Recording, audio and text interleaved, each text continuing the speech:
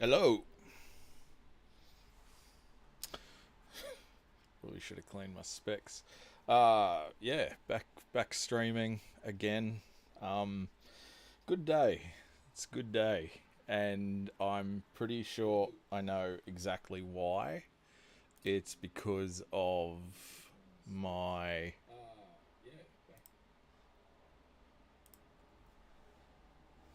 because the weather. The weather has dropped. The heat's dropped out. We've hit autumn.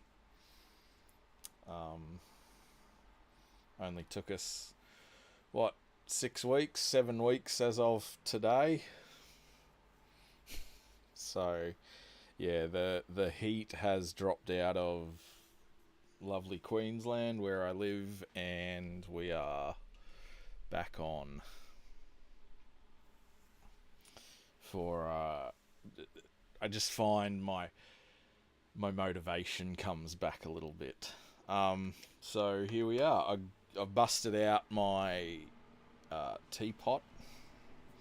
I went for a walk this morning. I'm actually a little bit buggered because of that. Um, and yeah, we're we're on.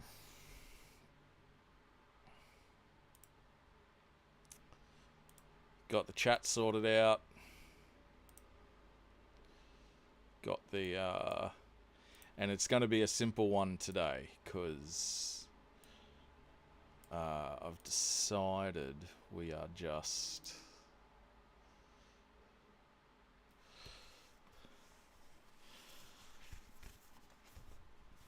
we're just going to be I've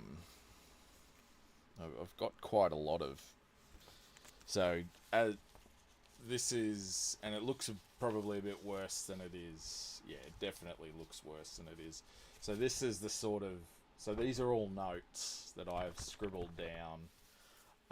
You probably would have seen some of them on other streams, and they're not. It's not particularly dense. I'm showing the overhead camera, but the overhead camera is not even on at the moment. I'm doing great. Yeah, so I'm not going to collate these, but I am just going to have them sitting here, ready to go. And we might begin with a couple of other things. I've got my tea. Ooh.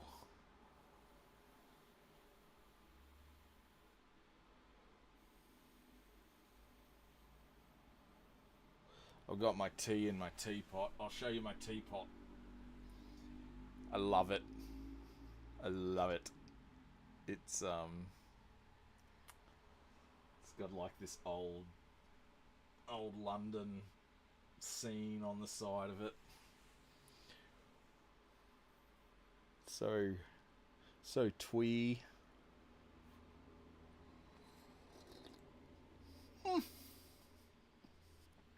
I do have a little bit of a tremor. I went for a walk this morning, and it was quite lovely, but it was also a bit of a challenge. Now, what I might do, I've actually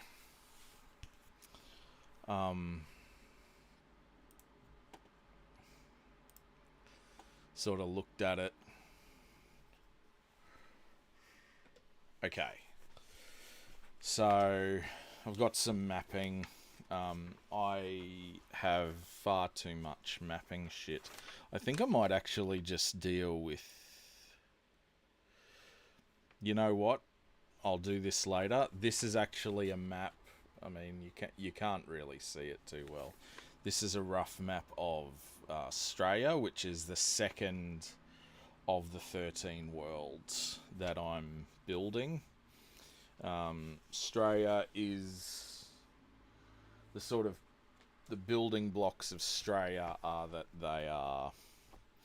It's based on Australia, where I live. It is. Um, oh, shit. It wasn't the one I wanted to close down. I've got about six windows open. I have noticed that one of the biggest, like, so I got around having I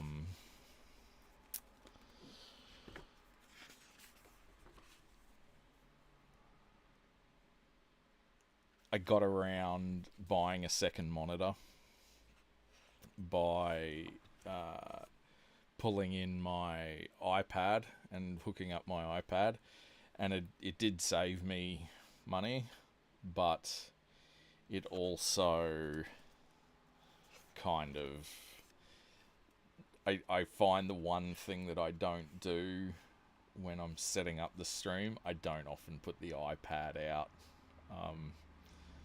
which isn't amazing, but it's a thing. Okay. So I'm going to...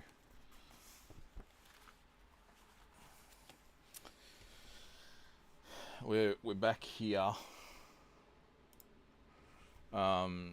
This you'll probably have been seeing a lot of this lately. And what I'm going to do is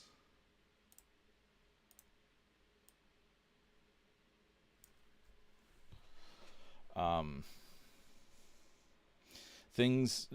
So, like, I've described this way of it's almost like this kind of fucking Jungian psychological subconscious thing where you find you just do things like this. I call it the spider web. Like, you have the main strand that goes out, and then you'll have this other main strand, and they're like the anchors, but you need the webbing between them, and that's where the power of it comes in, the functionality of the world. But it doesn't sort of work without these two completely unrelated sort of support strands, so to speak. I know it's a bit of a weird analogy, but that's just sort of how I keep sort of conceiving of it. And so what you end up with is this, you're just doing these things and these are the support strands, and then your subconscious kind of melds them together, and you come out with all of these.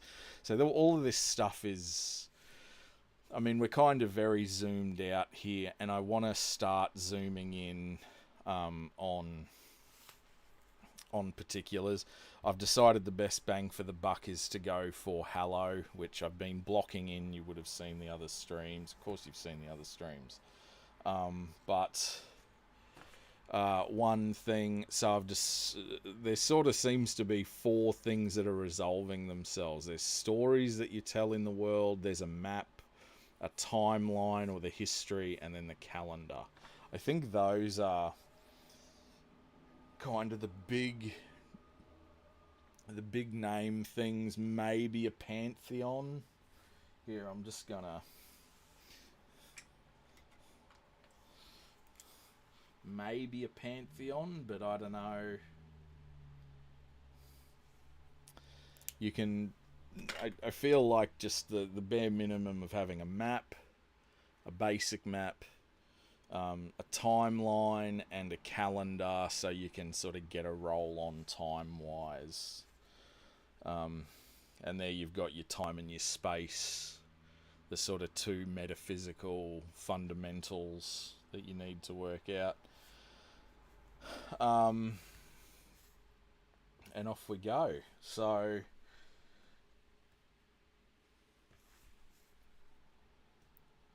I think today, just on stream, I'm going to do a map of Hallow. So you would have seen, because of course you would have seen on the other stream that I did. So we've got a...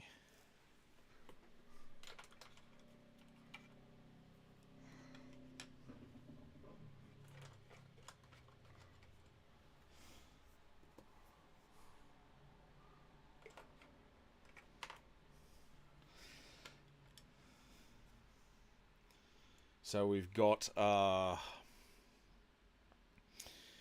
pretty good idea of the basic idea of Hallow. Um, I'm sort of blocking things in, and I think I've made a lot of the other sections in that World Anvil article redundant. What I'm gonna do is do up a map that I can then photograph and light up properly, or light up and then photograph properly, and put that on World Anvil, and that can start giving us our physical sort of. We're starting to get into the physical instead of all this like big picture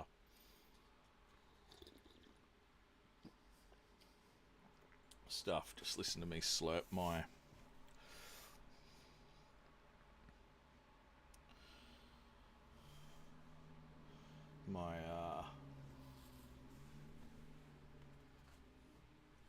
tea. Tea is very hot. I don't have, so I drink it black. I don't have it with sugar or anything, and it always takes ages to cool down. Anyway, so last point of order, we're also going to try out this Kuratoga metal properly, because I have written like writing, and I actually really like the writing experience. I think I might even like the writing on the plastic one better. But I've not drawn with this one, which is sort of why I bought it. I think I got it for a really good price too. I bought it on Amazon. I know I got it on Amazon, and I think it was something like $35 Australian, and I've not seen it that cheap ever since. I'm 99% sure it's a genuine article, but I think there must have been a sale or something on. Anyway, so yeah, so we'll give this a shot. Just mentioning the hardware, this is another part of it. I quite enjoy playing with the tools and stuff. So there's three sort of zones, quote unquote zones, or 4 zones maybe.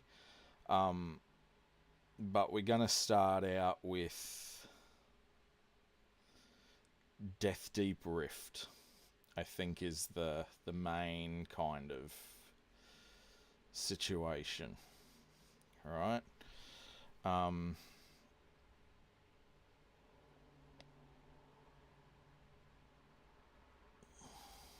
So what we're doing here is, so this is on the southern, maybe slightly southeastern. Yeah, no, we can work with that. Side of the graveyard fence, which is the ring of like the crater wall that goes around.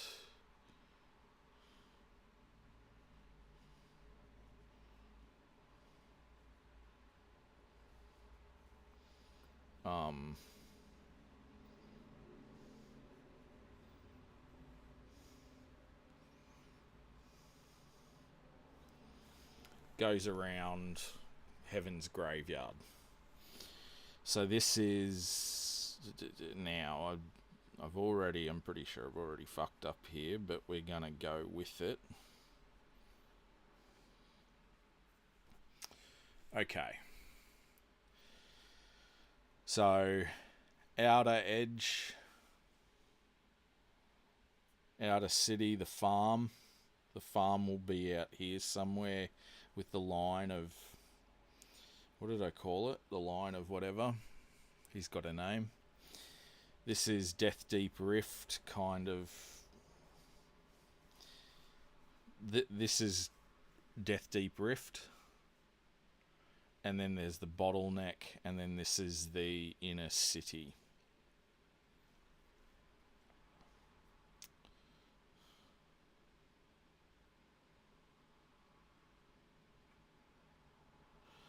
So we're gonna start out with, yeah, let's do it. Let's. I mean, it's indicated by the line of. I'm gonna go and look up the line, but the thing is that there's three tells that are extremely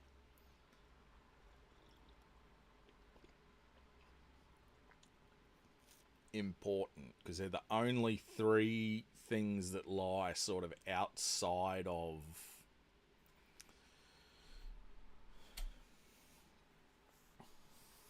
what's the fucking name of it?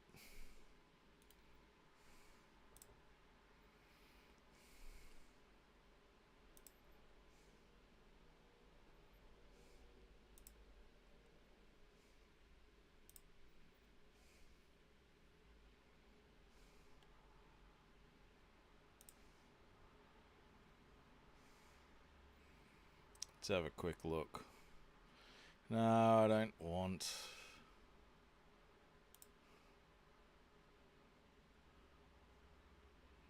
Okay, why is the world meta the only thing that's...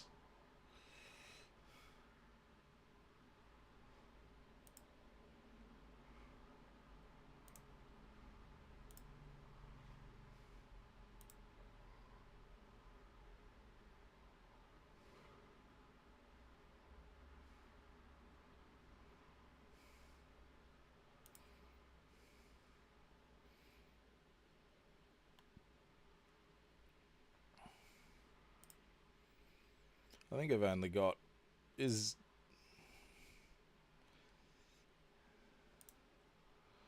Okay, I need to figure out how this fucking world anvil is placed. Because...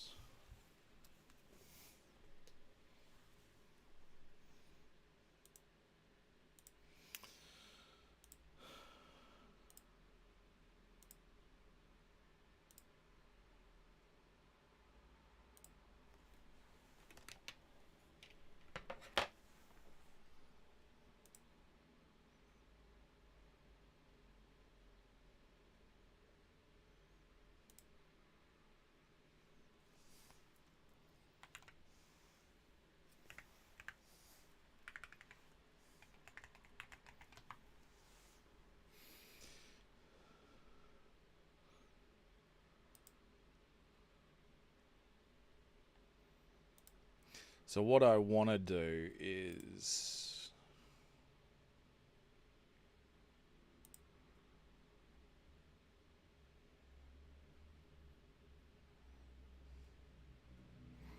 I just want to find out what the line is called.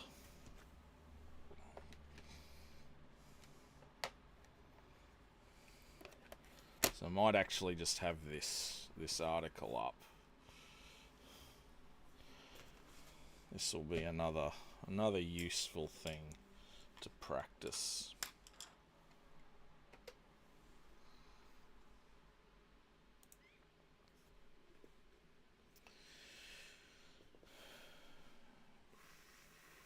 So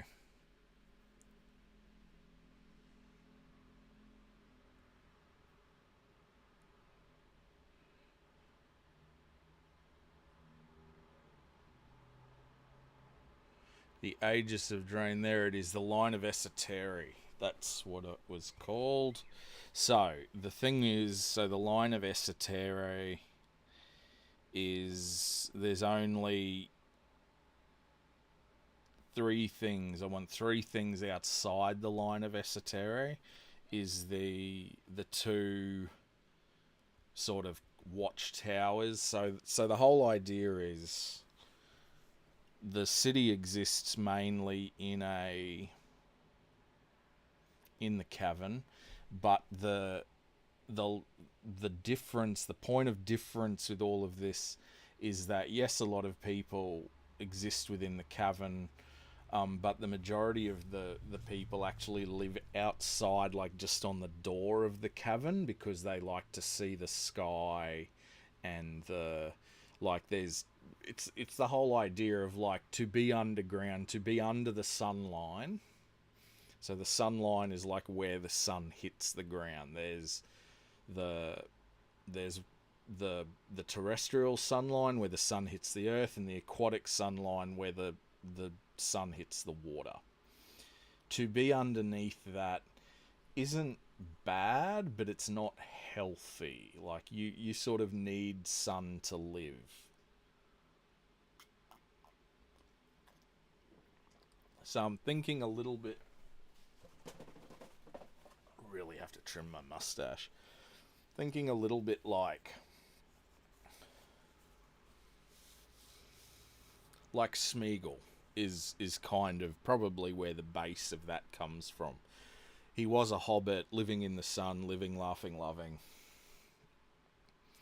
and he's ended up in he steals the ring, he commits the great sin, he goes down to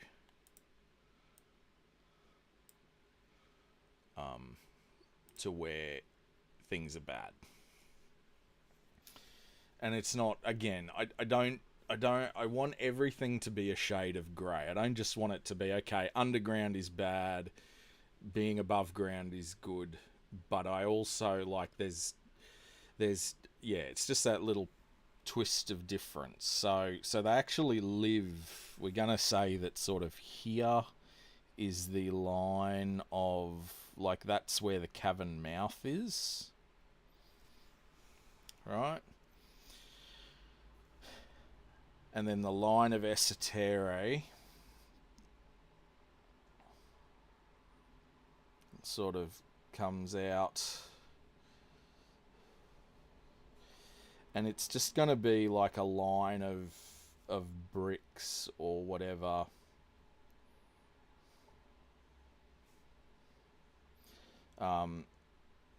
that kind of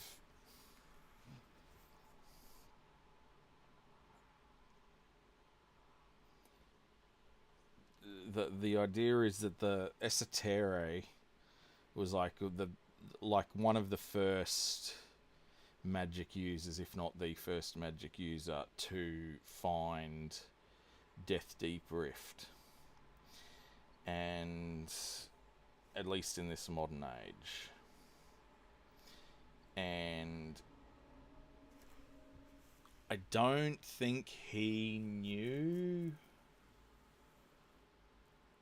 I don't think he was confident that this would be a safe place for people to live, but as an act of service to whoever whoever it was that did, he performed this service. So he laid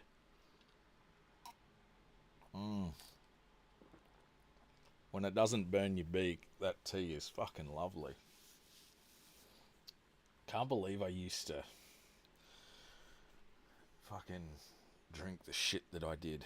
Anyway, so he laid the line, or they laid the line, and it's just a line of it's a special line in the ground,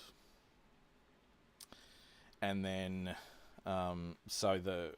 they built a not a keep, but a watchtower on either end, and then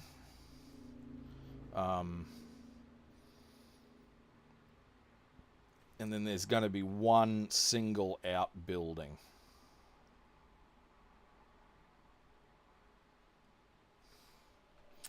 I really have to get better at squaring up my buildings. It's another thing when you use when you get used to things. It's like when you handwrite a lot and your handwriting improves. Like I always notice one of the first things to go when I haven't mapped for a while is the squareness of my buildings. I always get a little bit of a curve in them. Anyway, And I think what's going to happen, there's like a little trading post here, and there's like it's a bit of a layaway, and this will be like a road up through the woods. There's gonna be a bit of a trail there, and then it sort of just quietly swings back away. And that's going to be, so it's a trading post, and it's like it's the one point of contact between Hallow and like the outside world, or the stain, like, and it's known, whatever's in there is known as like it's like neutral ground, but the people who are the stained who are trading there don't even realize it's neutral ground. They're just like, oh, okay. And then there's the Aegis of Drain is the second thing. So the line of Esotere, and then the Aegis of Drain goes from the cavern mouth, or a spot above the cavern mouth, and it sort of goes like it's like a hemispherical shield of sorts that goes all the way down and lands at the line of Esotere. And I think the three things that the Aegis of Drain do, it masks, it projects an illusion, it stops divination magic, and divination magic, not abjuration. Divination, in that it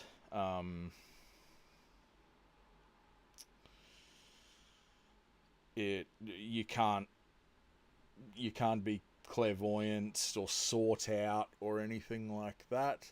And then the third thing it does, which I've detailed in the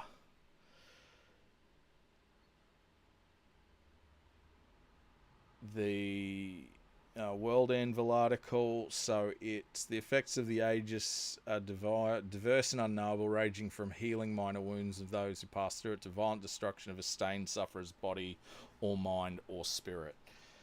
So anyone that does pass through it, it usually either renders a stained insane, it destroys their body and turns them into ghosts, or it destroys their spirit, probably turns them undead or whatever. So there's a whole different bunch of things, but those are sort of the three main. So even now we're getting more clarity, but that's sort of what's going on outside. And then there is, so we're going to say there's quote unquote the farm. Now what I want to do here is, the farm is a single homestead. There's 3 buildings to the farm. There's a single homestead and 1 outbuilding, like the stable or something. And then there's going to be 1 outlying little building. And then we're going to say that there's a couple of little outposts along the line of Esotere.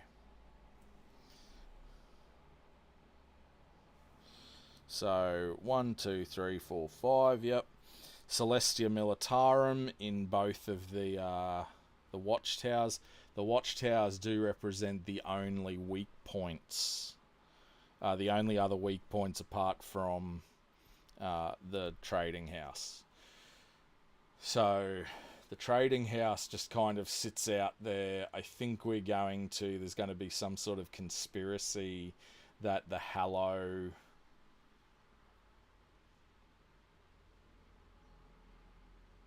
Hallowayans? What's the demonym for a resident of Hallow? I feel like it's going to be Hallowayan.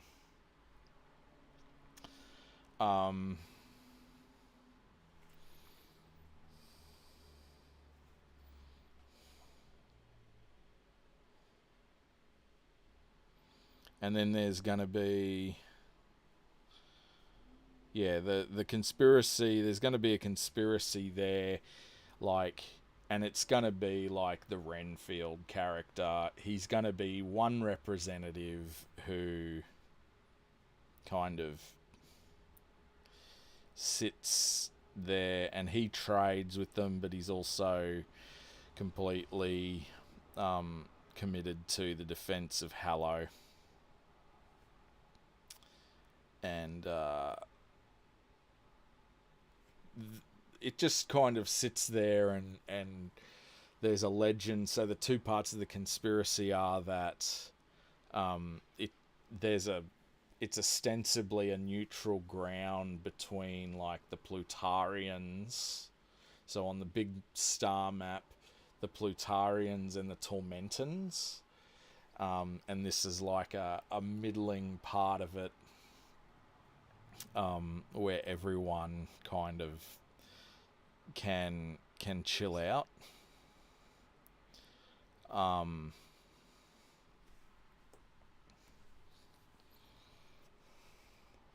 But the truth behind the conspiracy is that it's actually neutral ground between the Stained and the Hallowayans, to sort of so they can trade, get news. It's a major information hub. It's a dead drop for the Spy Masters information network, the Beggarnet, and all of that sort of thing.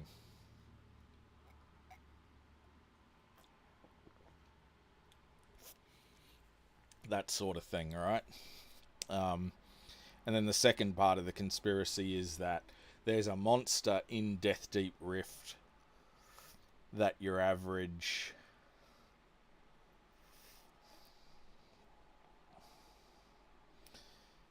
Tormentan or Hyberian or whoever isn't interested in finding. So occasionally there will be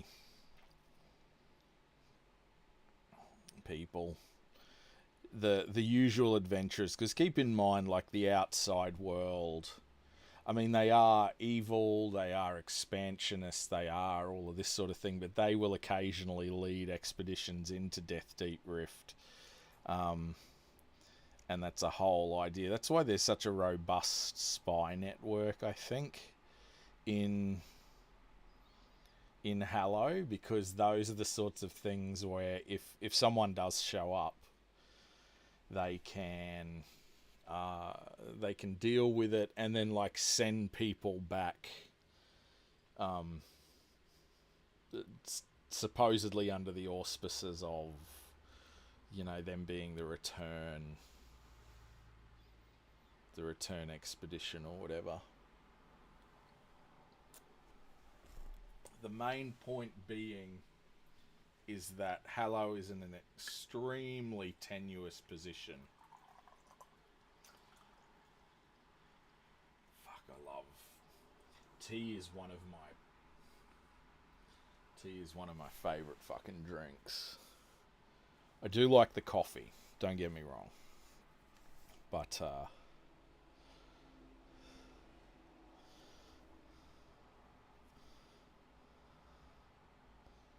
there is something to be said for a good tea. At a pinch, I would probably put tea over coffee, but I do quite like the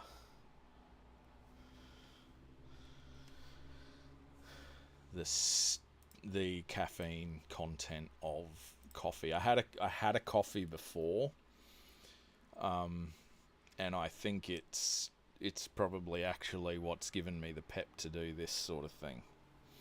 Because, you know, I went for a walk. So I went for a walk, got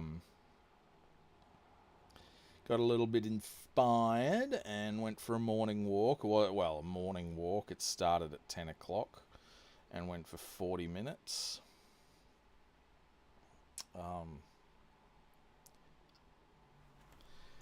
And I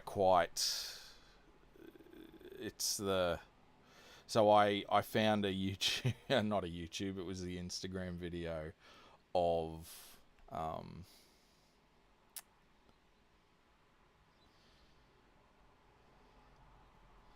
yeah, the girl going, oh, ADHD people when whenever they do exercise, and it was like, yeah, it's because it's like turns out moving your body helps. Oh, I it's there's a saying like I hate writing but I love having written. It's very much the same thing with fitness for me. It's like it takes me so much to get started,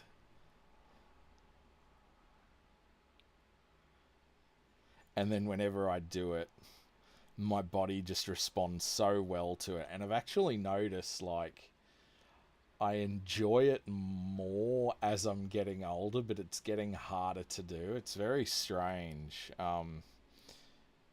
But yeah, boy, my body, I relish that sort of mind body connection that you get when you exercise. Um, yeah. Okay. So this is sort of maybe is this what I'm after? I don't know. Is it good to have it? You know what? I'm gonna say that the real. So this is the Rilke farm, and it is full of. Now, how do we do this? Are we gonna? I want. Okay. This is because the point is this is the only arable land, right? The mountains, so the mountains are here. They're covered in all sorts of space dust and shit from the heavens graveyard. Because there is like during the season of atrocity, there's asteroids and meteorites, not asteroids, meteorites, um, smashing down like all the time, almost daily, right? At a stretch, weekly, right?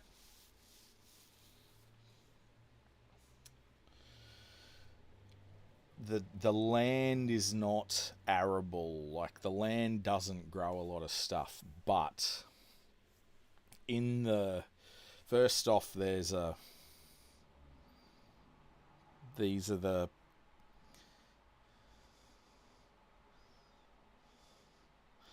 there's a I mean these aren't the first people to have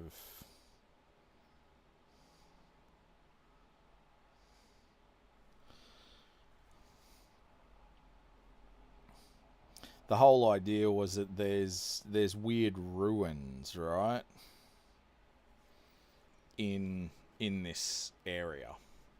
Hallow is not only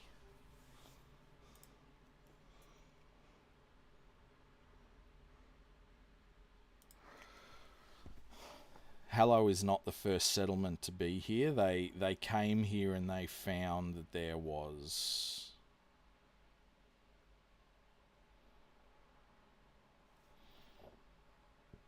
already ruins.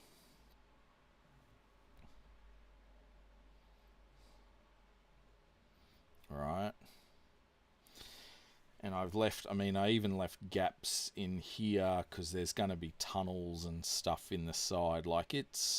I'm thinking there's probably going to be quite a few sort of points of interest and stuff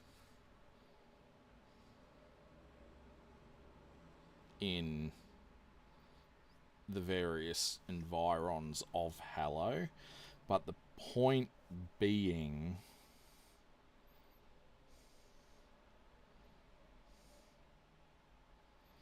is that there's the Rilke farm, the farm, is the only place where shit grows, and it's kind of it's the very narrow slip of land between the weirdness that comes down from the mountains and the line of Esotery, which is kind of the furthest they can go. Now, in this open area, kind of outside of the thingo, where there isn't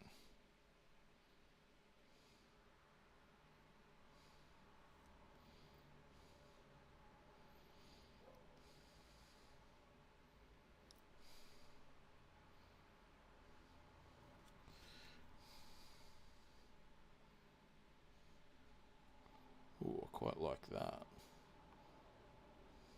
We'll just do that around the edges, eh? Yeah, look at this. See, we're getting style, baby.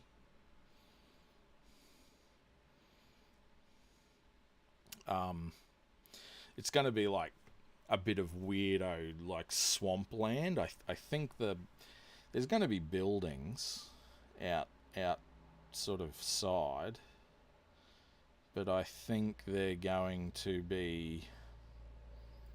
We're building it in broad strokes at the moment, alright? But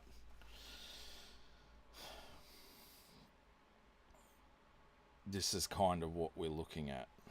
And we want... There's going to be some weird kind of low... I call them loated. I don't know if I want to use the loated for here, though. The loated fall was something that I came up with.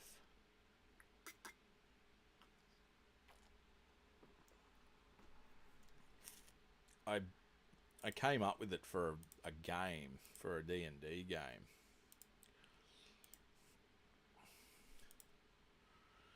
Years and years and years ago.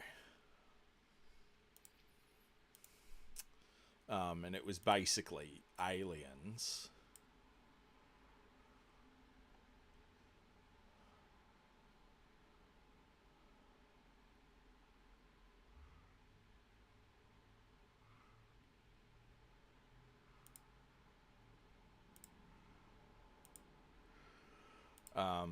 And the whole idea was that they came from the stars, and they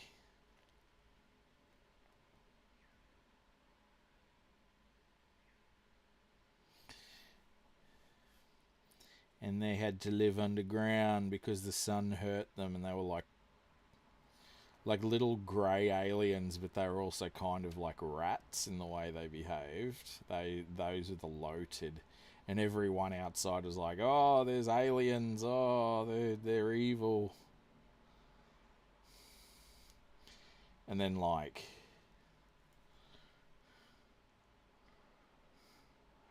you went up there, and they were just like, "Yeah, no, we're from like this extremely advanced alien civilization, but we can barely breathe the air here, and the sunlight hurts us, so we're kind of fucked."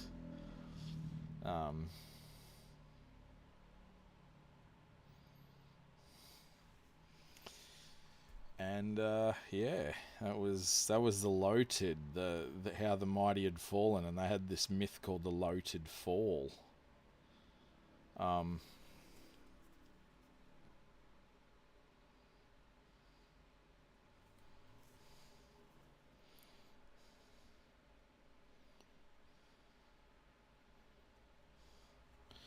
And I had this as the Loated. They had Loated. There's Loated architecture all through here. And I don't know if I want to use it, to be honest.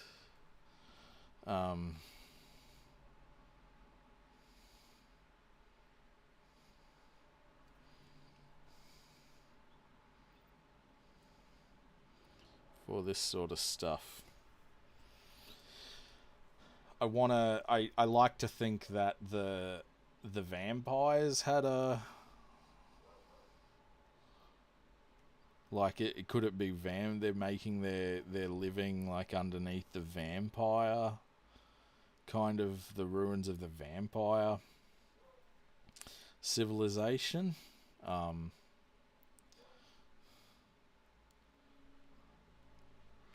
But then I also don't know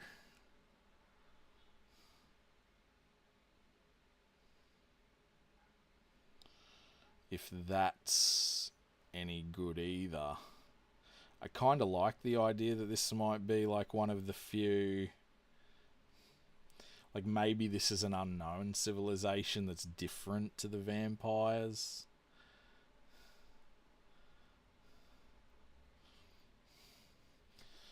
I really like that for the swamps.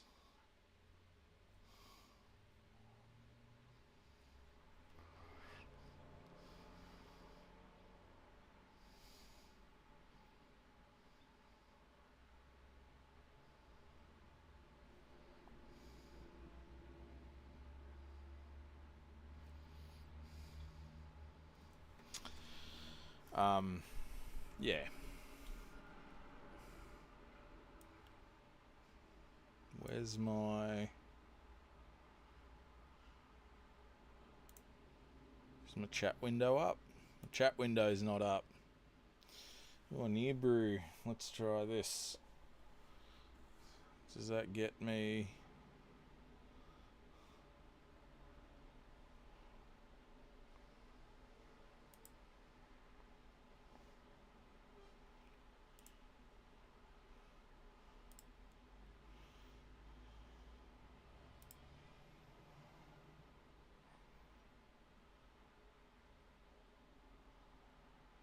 Get my chat window back out.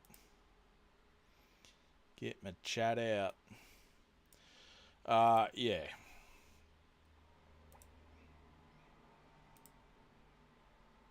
So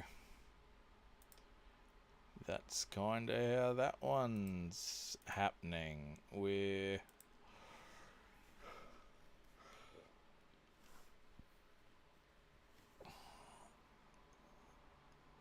I feel like maybe there's a bit of the outer gate or something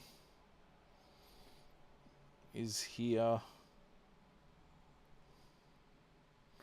I am not the best mapper. I will be the first to admit it.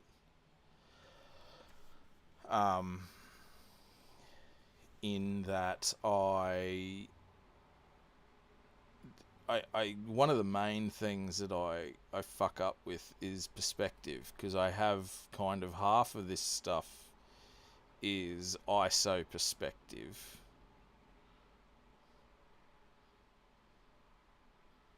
and then half of it is top down, and I think stylistically it all works, but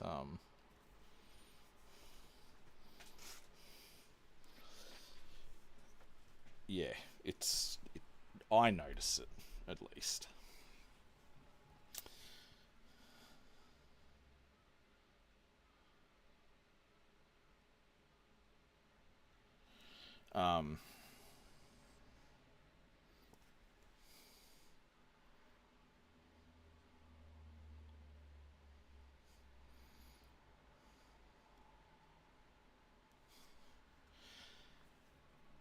So then there's going to be like the bottleneck, which is this area.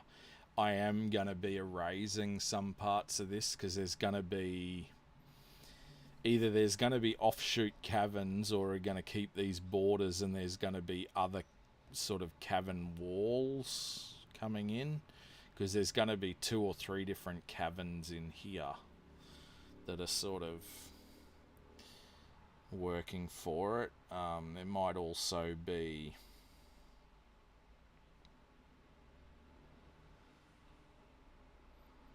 There we go. That's maybe a better way of drawing buildings. Yeah. So...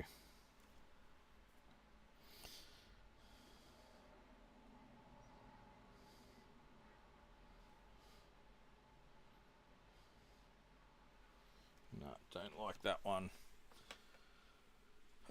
Eraser. Eraser, baby. This might take me a day or 2 to do. It is also really satisfying, though. This is probably the closest, like...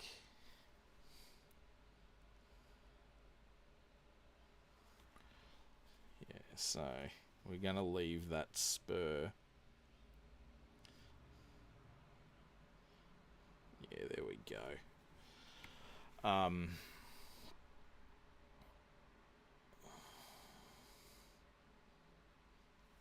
And I'm just kind of drawing these all over the shop, because Hallow is kind of...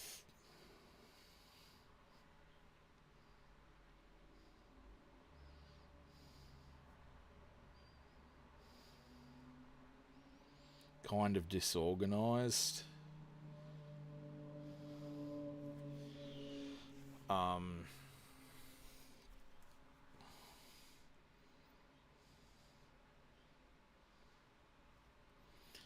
I don't like.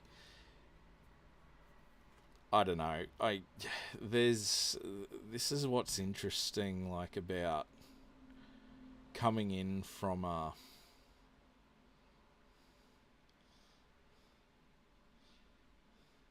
like you really get the feeling when you're doing cultural studies, right? I've got a cultural studies background, and I know it sounds a bit wanky, but it's very much like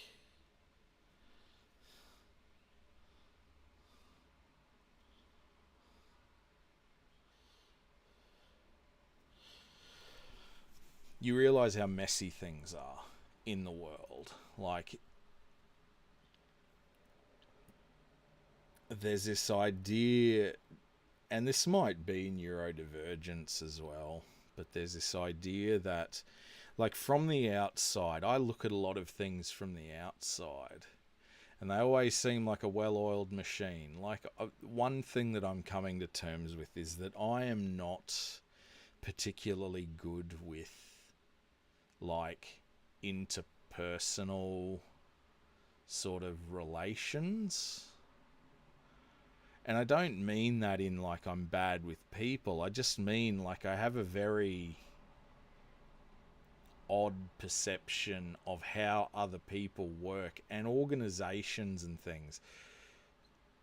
I don't get a lot of things. And I feel like this is why I've had issues with like my employability and my, you know, even things, again, relationships, friendships. I don't have the same framework as a lot of other people do.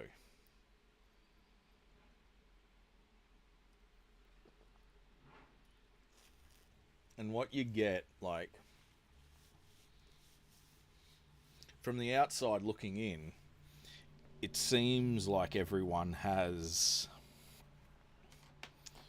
like, it, all of these organizations and stuff and society in general is like this well organized, well oiled machine. And then you actually go and talk to the people in there. Oh, I quite like that. You talk to the people in these organizations. You talk to teachers. You talk to those in the science fields. You talk to lawyers. And you talk to, like, I don't have bad social skills. Like, I can talk to pretty much anyone. Um, and I will talk to anyone. That's another thing that I suspect puts me at odds with a lot of what's going on. And and you sort of realize that the thing is, like, so I have no frames of reference. So then I go to talk to people and I get all of these different perspectives, like their perspectives from the outside, from, like, they're connoting that to me, whereas like them, and for them, they're looking at, like, they're aware of all of like how horrifically, like, unoiled their industry is. You know, all of the lawyers are on cocaine, and there's this and that, and they've got dramas, and someone's making partner, and they're backstabbing, and da da da da da da, you know. But then that same lawyer will be looking at other industries and other aspects of culture, and realize, and like, he doesn't realize, like, the same dysfunction is going on in other industries. He doesn't understand why. Like, he doesn't understand that the you know, why the teachers have instituted this new uniform policy. Why have they done that? It doesn't serve any purpose. And it's like, well, it makes sense on some level, dude. Like, it makes some sort of sense. Um yeah, not always, you know. Sometimes they do. I mean, there's other people that are just like, yeah, the whole thing is fucking chaos, and off we go. But a lot of social contact to me seems to be people trying to understand the chaos of other people, or it's them sort of wanting to judge the chaos of other people. When you're on the outside of that, and even I'm not like outside of everything, right? There are certain communities that I am a member of that make sense to me as well. But from the outside of all of this, you realize that it's all. I sort of go, wow, like for it, and for every messy thing I hear about someone's job and some aspect of someone's life, and all of these facets of culture and creation and everything, there's a million other facets that will make even less sense to me. And I think that sort of informs this sort of mapping process. I do it a little bit chaotically, and I kind of let my mind, like, it's very edifying to sort of put these things out there.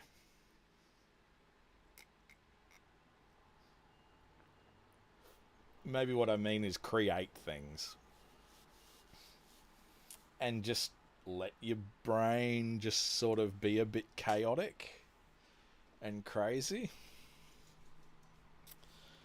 Um, yeah. So that's why I'm a little bit all over the shop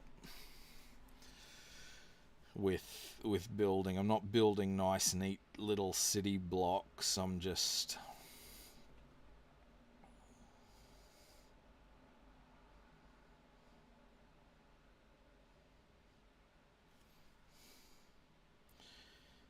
I want it all to be a little bit chaotic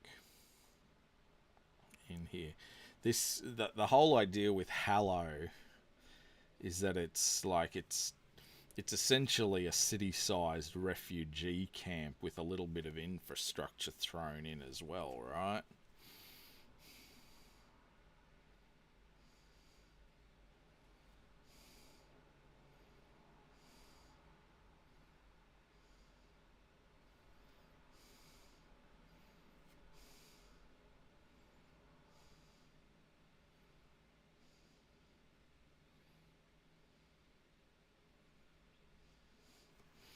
Like it's a city of refugees that's inside of, you know, 20 years old.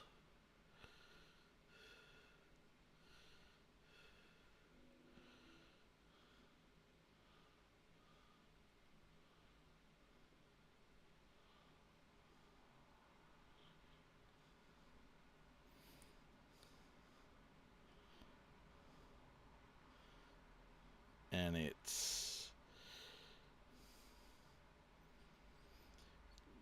it's got what, 7 different nationalities and species and all of this sort of thing in it.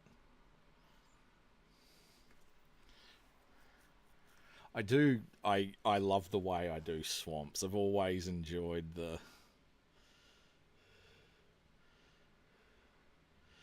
way I do swamps, to be honest. Like, it's just something about it. Just something about it. Um, not actually. Yeah, nice. Look at that. Almost looks like a real one. Now, I don't know. Does all of this See, this is where I start. Yeah, that looks like it's fucking... Alright. How do I do fields? How am I... Am I just gonna...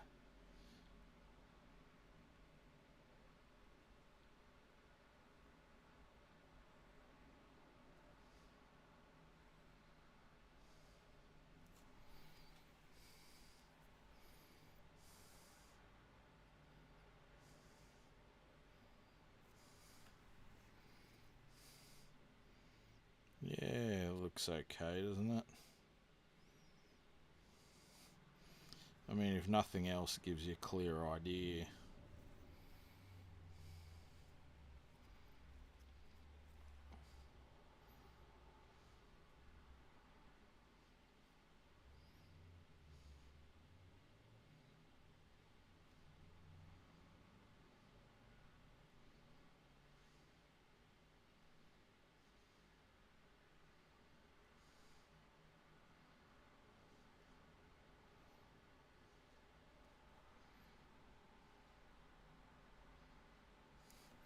Oh, I know. We'll put a little thing up the end here, because heaven forfend, the you can't have a farm without a spooky grove of trees on it, surely.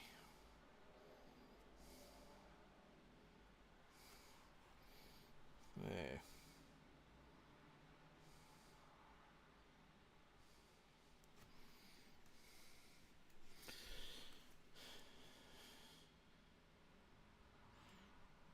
So you're going to have 2 orchards.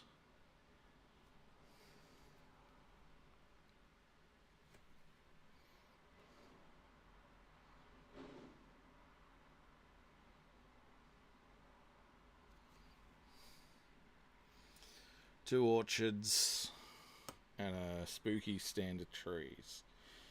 Yeah, sounds good.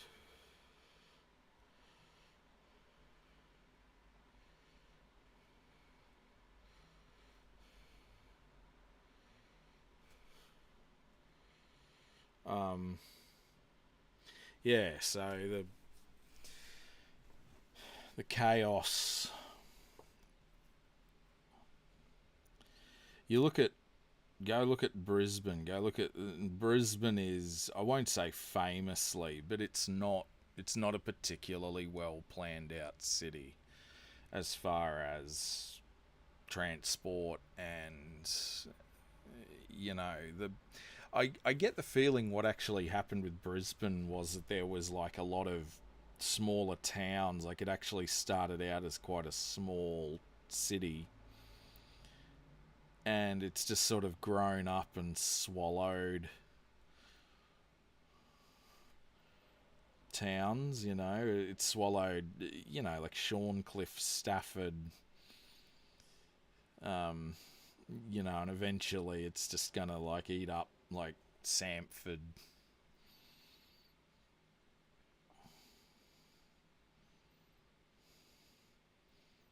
Things like that.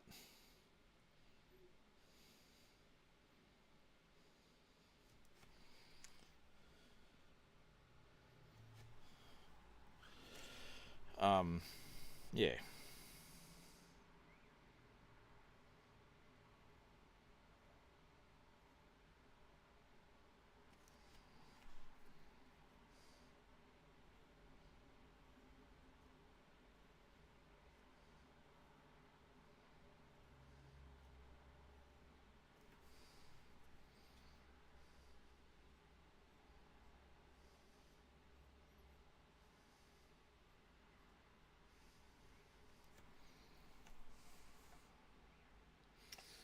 I don't know how much of a fan I am of that style, but it does connote a difference in the terrain, so I think I'm just going to keep it.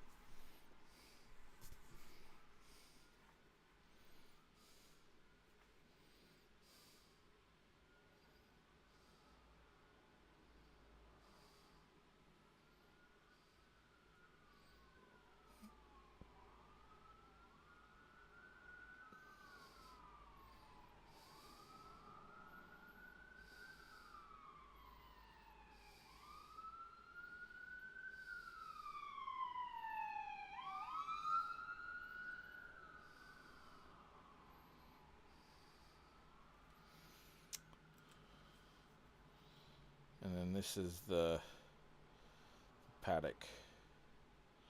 So that one paddock is going to feed the whole city with meat. This is going to be again, the idea is that this is meant to be like a kind of a gothic horror sort of a setting. I think the idea is that there's going to be a lot of land, like there's relatively quite a lot of land here, but this is going to be like this grove of trees here is going to be haunted. There's going to be, like inbreeding of cattle is going to be a problem. We're going to have more than one outbreak of maybe not mad cow disease, but like inbred cow disease. I don't know.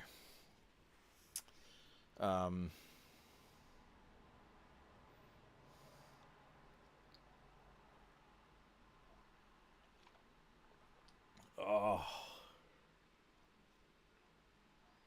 fuck. Tea's where it's at. I have such a bad relationship with liquids. Oh shit, that's a good idea. I'll put a fucking river. I'll have to be a creek, won't there? There needs to be a creek. We'll put that in.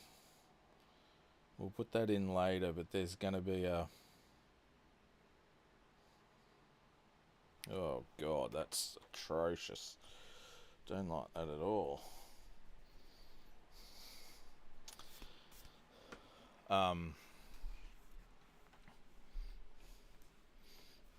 No. Here.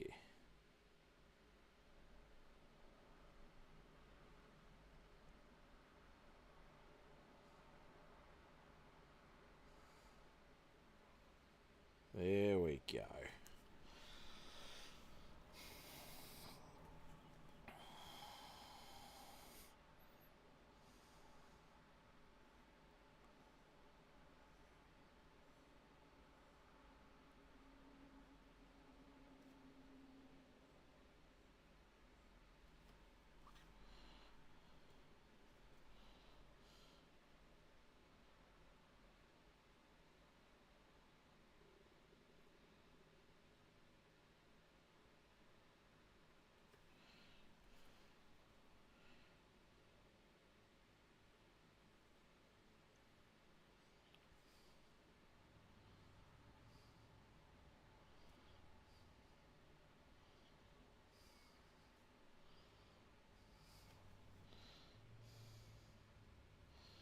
Okay. We're blocking in so the Rilke farm is getting sorted out. And actually, I'm liking the size of it the more I look at it, because the idea was meant to be that it was going to be one very small farm that fed the whole city.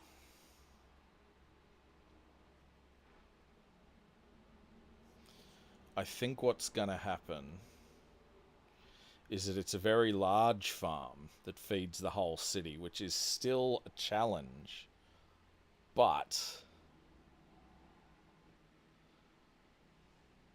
it's going to, like I say, there's going to be a lot of problems. There's going to be it's surrounded by swamp, right? So it's like, some of the fields are going to be flooded and some of them are going to be, even at the size it is, like pests would be a horrendous concern. Weird shit coming down from the mountains. There's going to be, like I say, like the cattle. It's like, there's like one big field and the cattle all live there, and sometimes you need new blood and it can't have stain in it and all of this sort of thing. So there still are going to be a lot of problems on the Rilke farm, and they are going to need the facsimile magic, because that's the whole the idea is that there's this small amount of food that gets produced, there's other sources of food in the city. I think there's going to be some mushroom farmers that are kind of in competition with the Rilke farm. Um, and then, but they're like, they're the Pepsi to the Rilke's Coca-Cola. The Rilke's are the by and large the main suppliers of food, but the Rilke's still they have that monopoly, but there's also going to be like they need to send it to the facsimile majors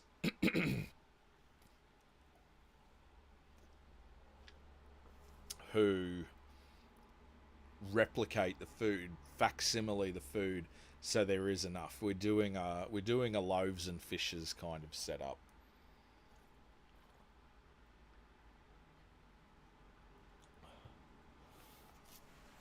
With the and that kind of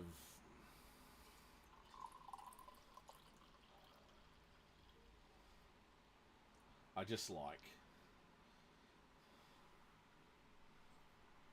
I just like the team. I fucking love that teapot. Every time I pour from it, I'm like, oh yeah, this is what it's about, baby. Love it. Yeah. So I think the Rilke farm is actually working out really well. The more I think about it, the more I'm liking it. Like even if we just do that,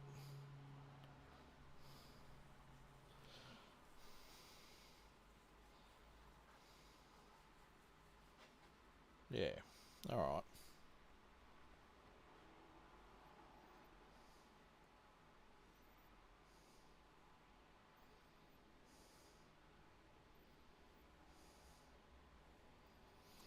So I'll ink all of this in. This I suspect is going to take me a couple of days, and then I will ink all of this in.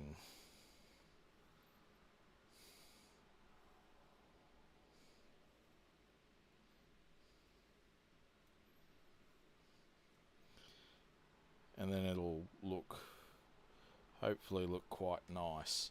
The other maps I've done look pretty good. I like them anyway.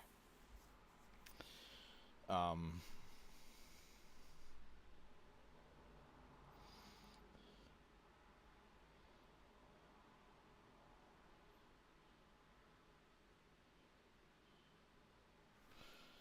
yeah.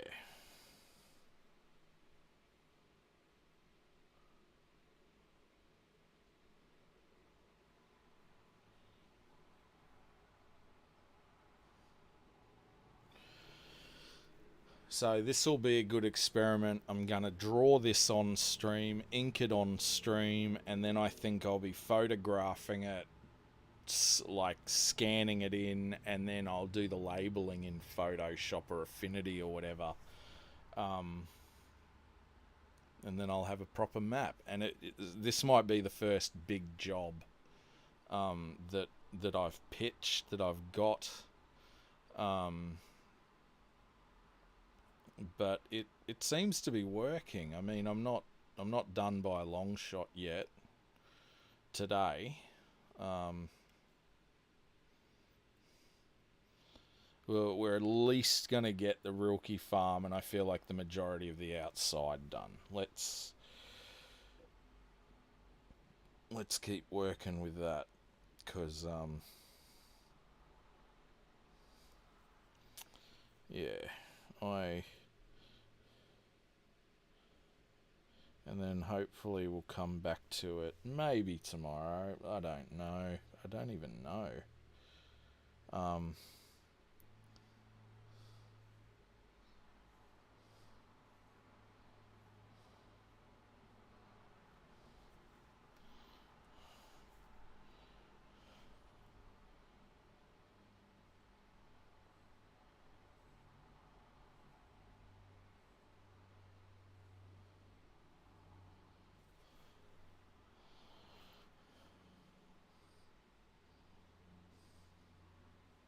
Maybe these are the contours of the land. I don't know.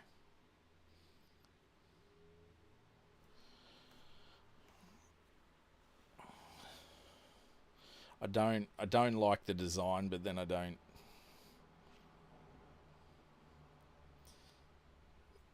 I might have to experiment with how to do farmland better.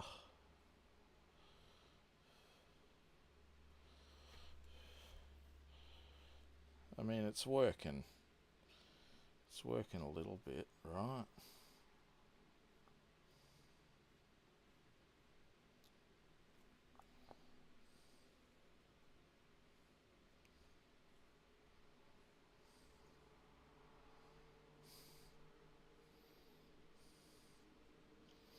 Maybe it started out small. Maybe the Rilke farm started out very small, and they keep on requisitioning funds to raise the land out of the swamp. Yeah, maybe. See, you got a little bit of the real. I'm painting the Rilkes in as kind of bad, but they're really not. They're just. I think old Maria Rilke is. She's a.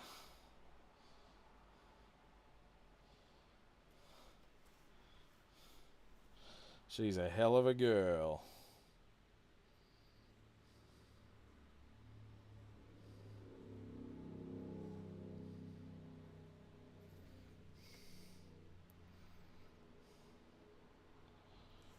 Yeah.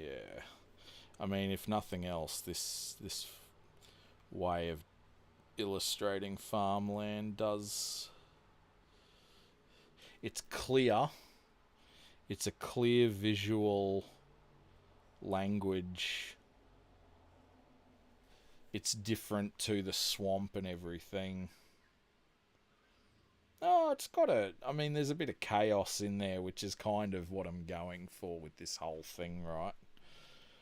Um,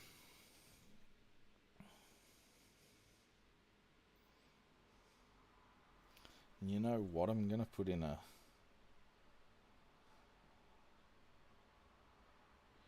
There's gonna be a. Called it the Field of Dreams, baby.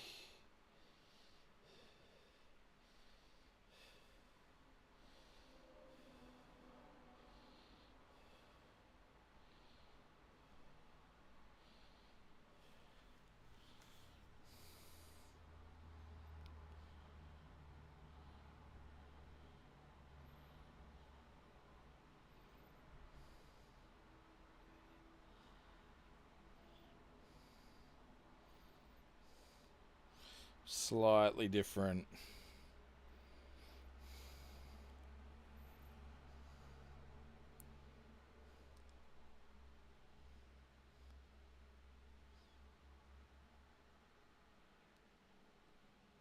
Slightly different mist pattern as well to what's going on over here. Yeah, okay, cool. I'm liking it. And we're gonna put a. It's gonna be an old line of bricks there. Put in some more fields here.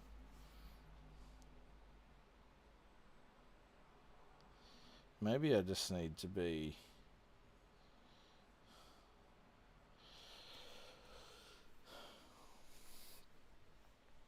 And you do.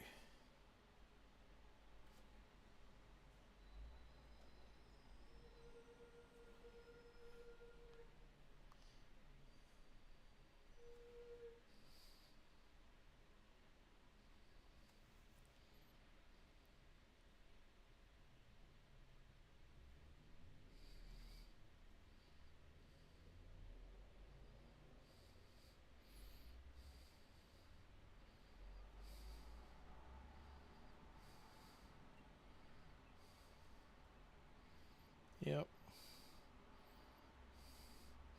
I don't know if I want to fill like every inch of the page up, but you do need. I think what I'm trying to get down is like I say, the visual language of the map. So you can look at the map and go, oh, okay, different. You know, the Rilke farm is covered off.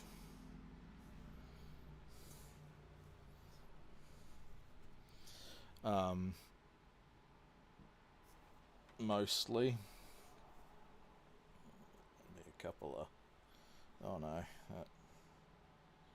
So that one there needs a.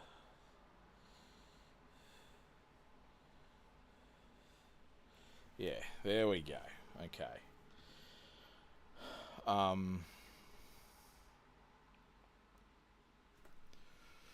And then I'll fill in the rest of the outside today. I think the main cavern is gonna be the main sort of thing, the main challenge.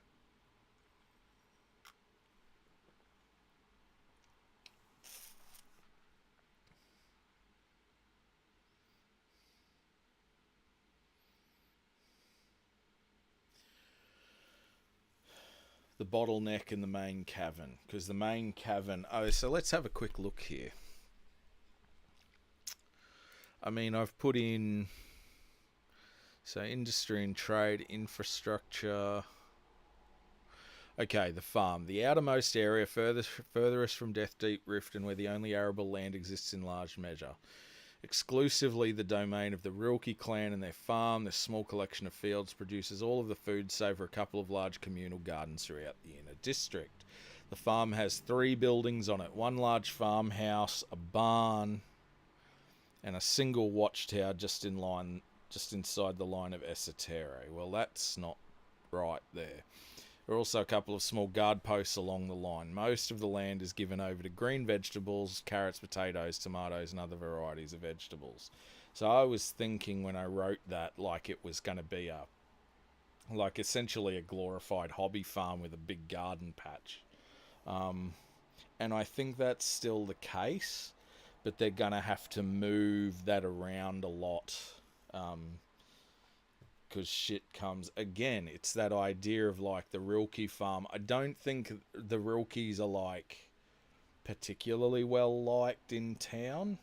I think it's a little bit of a case of, well, people like they do have a lot of fans, but there's a lot of people that are like, man, she's very clearly just going for a power grab, and she knows what she's got.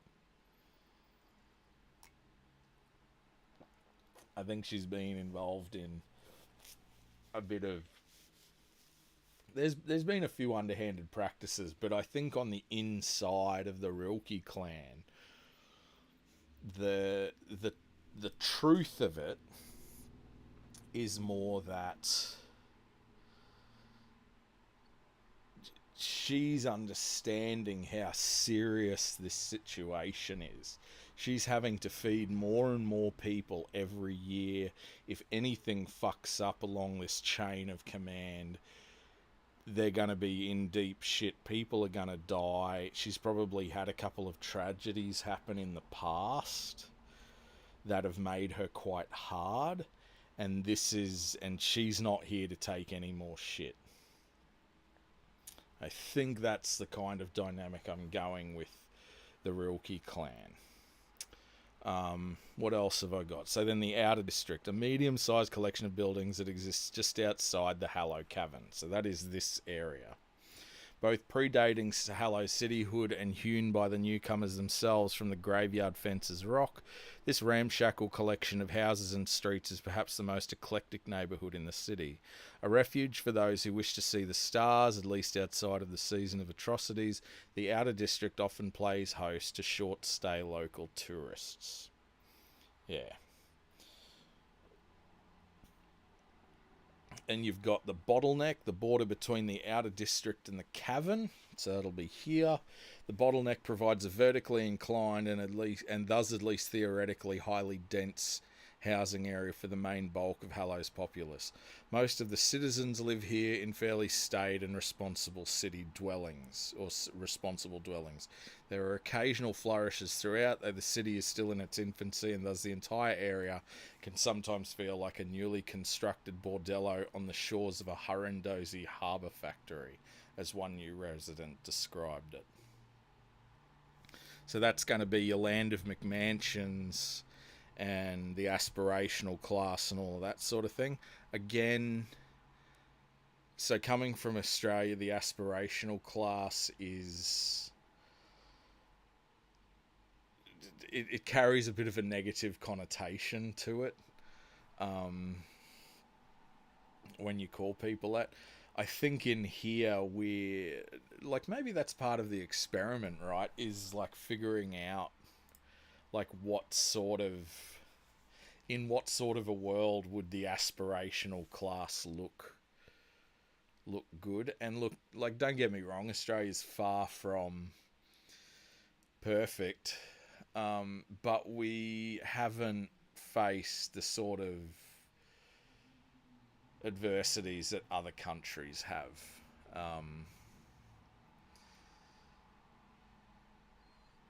I have a lot of feelings about Australian culture as an example of it, and as someone whose only frame of reference is Australian culture, and for someone who Australian culture is kind of built by and for, and I still have major problems with it. I don't know if I have a unique perspective, just so much as a bit of maybe a different perspective to what other people expect me to have. I don't even know if that's true, but this, I feel like there's a little bit of experimentation, like the aspirational class. You know, the bottleneck is where all the middle class people are going to live. McMansions, all of that sort of thing, but this is actually going to be like, okay, they're refugees, they've been under the pump, they're all traumatized. How do we do it? Again, not that people aren't traumatized in the middle class in Australia, but I do... it's very strange. They act like they hate rules and they love rules, and it's very weird. Anyway,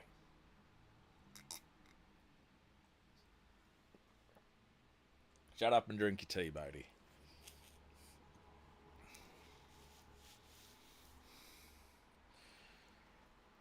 Fucking mustache, man. Okay, and then the cavern. The gigantic inner cavern of Hallow can sometimes feel a bit odd because it houses a relatively small part of the populace. Many of the Council of 20 make their homes here, although it is by no means a better living situation. The majority of this cavern is actually given over to refugee housing and emergency dwellings, should the worst come to pass and the city be discovered. The cavern also houses the main entertainment district known as Party Central, as well as the council chambers, the headquarters of many of the various factions of the city houses, and a large number of strange sites within Hallow that many citizens give a wide berth. The cavern itself is a large natural formation roofed by a smooth sort of rock that only a couple of the majors have seen up close. The floor of the structure is almost entirely covered by either the strange sites or odd little round-roofed huts, which many surmise to be loated in origin. In all, this place represents the strange paradox of Hallow. It is the beating heart of the city, but almost entirely deserted of regular residents. It houses both the highest officers in the government and newcomers who are often broken and in bad need of help. The entertainment district is located here specifically so no risk of trouble can leave the place. So that's going to be deep in the heart of here. And then we've got the old church cavern, a large cavern reached through a concourse at the rear of the main cavern. Old Church Cavern is a peaceful place of ancient buildings and large gardens that is kept sacrosanct by agreement of every citizen. As with most things here, the purpose of this quietude is twofold. Not only does this give the city dwellers a place of respite from the outside world, but it also keeps those same dwellers safe from the occasional strange happenings that crop up here. More than one undead has issued forth from the vaunted chambers that line mirror-smooth roads. Occasionally whispers are heard on the subterranean wind, beckoning those who hear it closer, deeper. Though it is a place of peace, it is not always one of safety. And that's going to be up, so that'll be up the back here.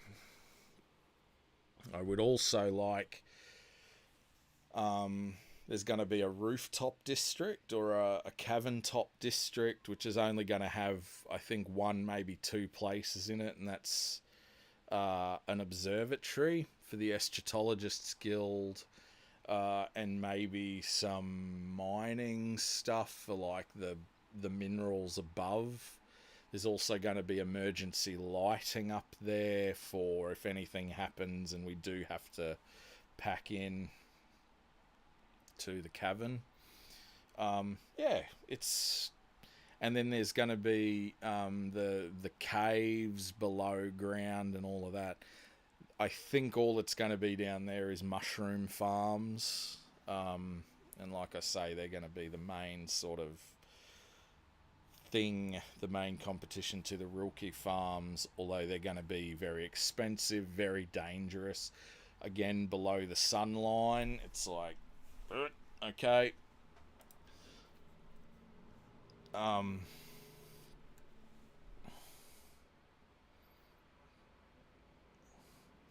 Sunline is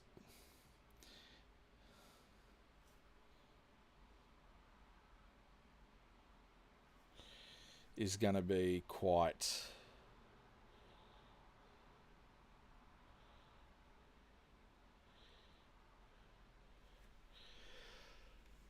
important.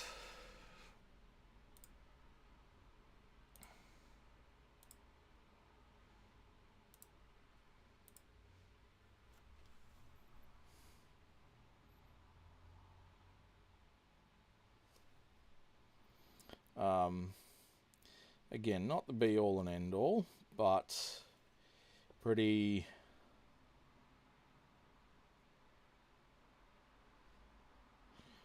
out there, it's kind of like that's, you'd better be prepared to go into the vast darken is basically where we're at.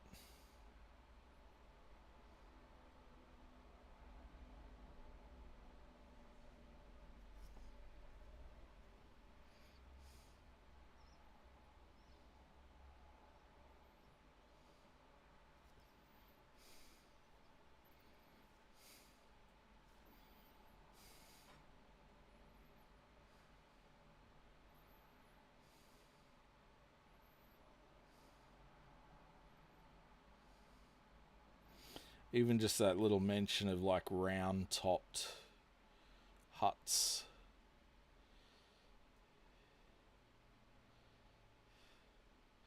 in the cavern, that gives me ideas to complete this map.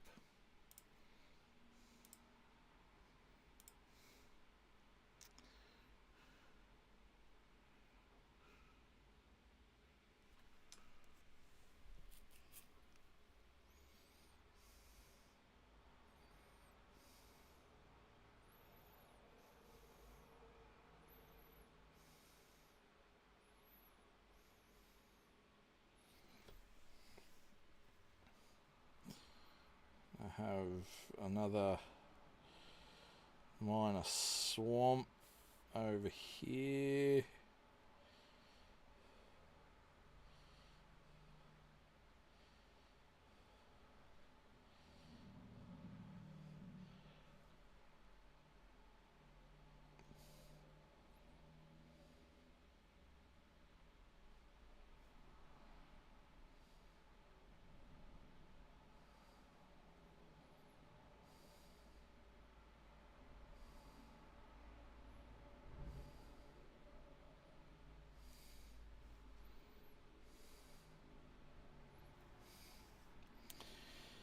Tiny little swamp sort of setup.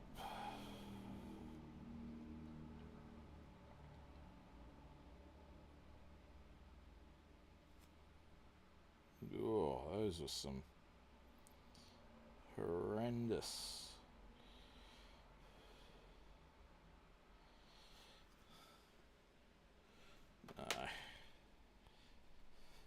Part of me always looks at mistakes and goes, "Ooh, let's have a look at that."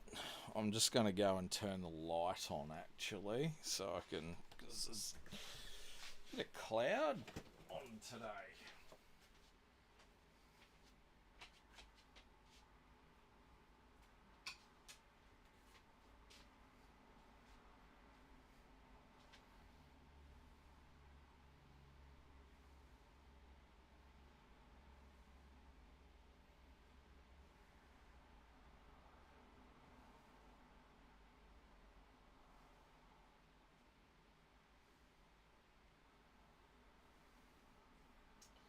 Bit of cloud.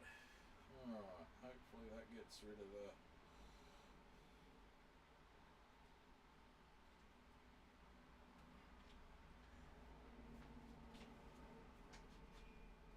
That'll get rid of the shadow.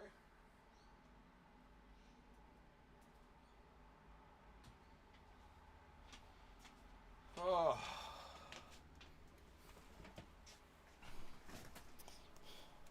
Yeah, that's a bit better. I always look at the mistakes that I make.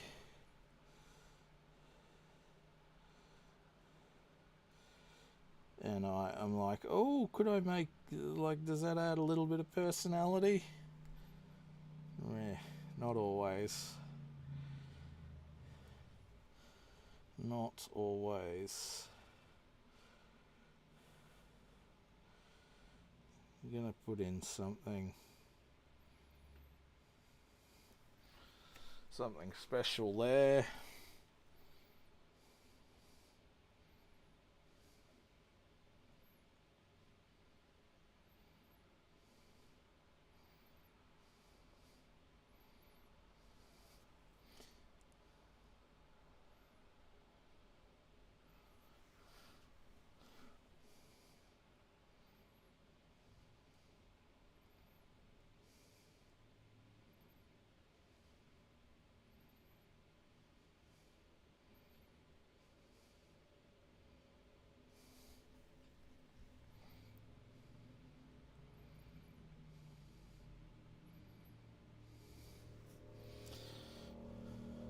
Just having some fun with it, aren't we?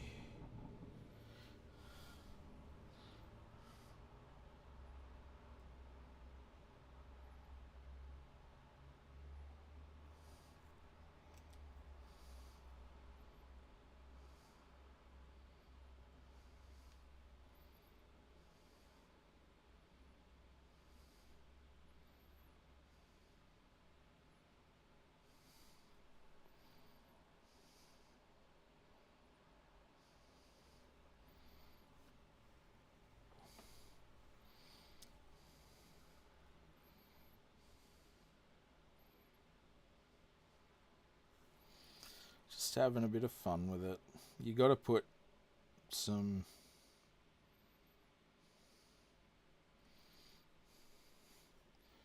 Occasionally you got to put interesting things in. It can't all just be... Like, I've said before, I do want to get really weird with this setting. I want to have... It actually came out with the dwarves first. I want the dwarves to have like an almost like alien sort of take on life. And then that sort of flowed a bit through to the elves as well, but I really think that the dwarves are where it's at.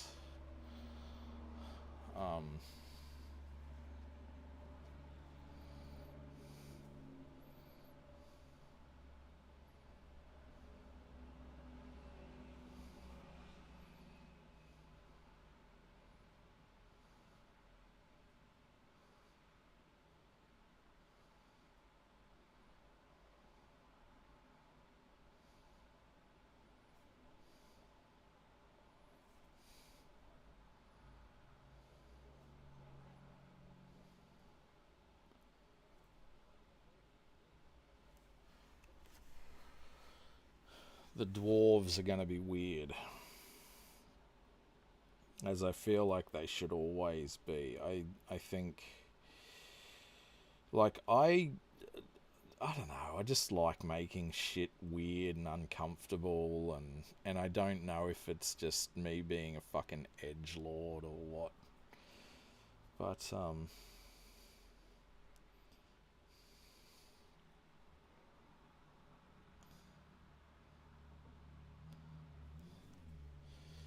you know,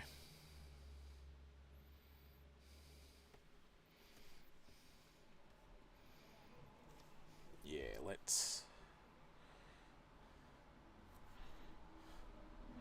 and we're gonna make it.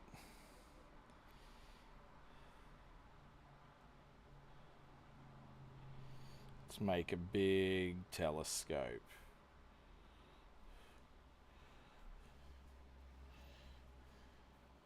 The idea here,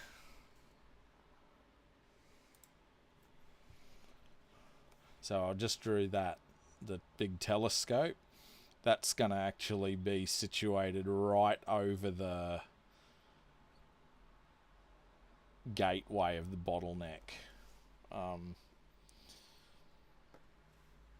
And it's where the Eschatologists Guild and the Crow Conservatory, so they often work quite closely together. The Eschatologists Guild use the observatory, and when the Aurora Infinita comes into play, when the skies go red, that's when everyone hunkers down. That's basically when everyone retreats into the cavern.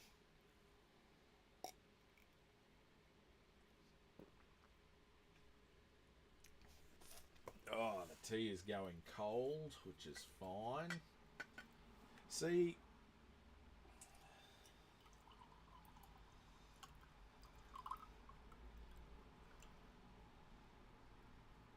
I used to be like, how hot can I get the tea? I need the tea to be exactly 100 degrees because that's how you drink tea. And I think I'm getting more to the point now where I'm like, you know what? I don't give a fuck about how you're meant to drink tea, and B, I can actually quite enjoy drinking like lukewarm tea. It's not a thing for me.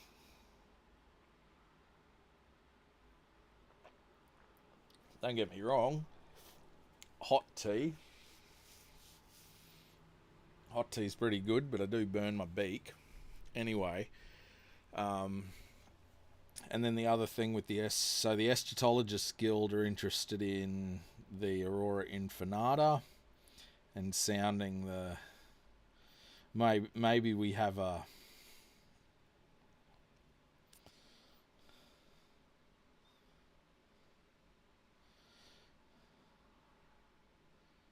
Oh, I like this. Maybe we have a bit of a festival or a celebration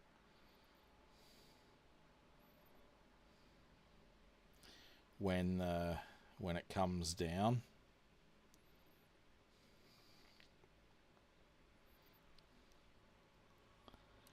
Um,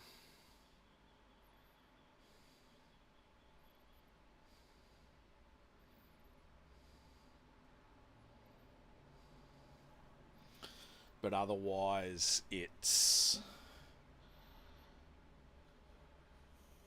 kind of, yeah.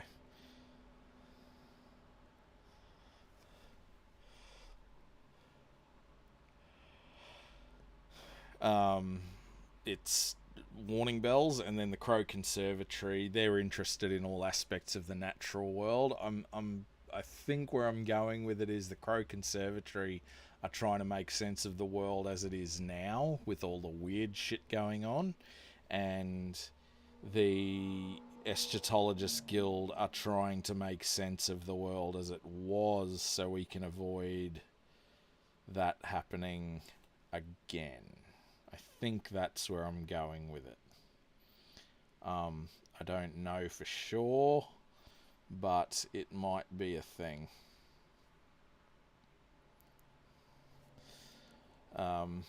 Yeah.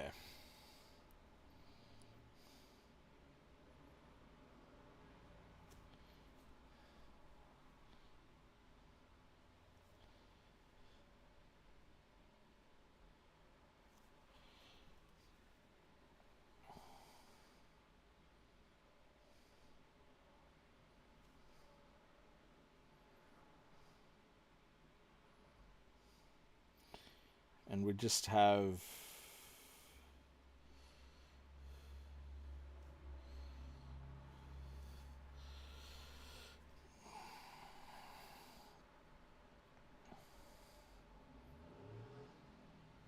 and that's the observatory. It's right over the top. I think it's also the point where the Aegis of Drain sort of begins. That's where it's fired from.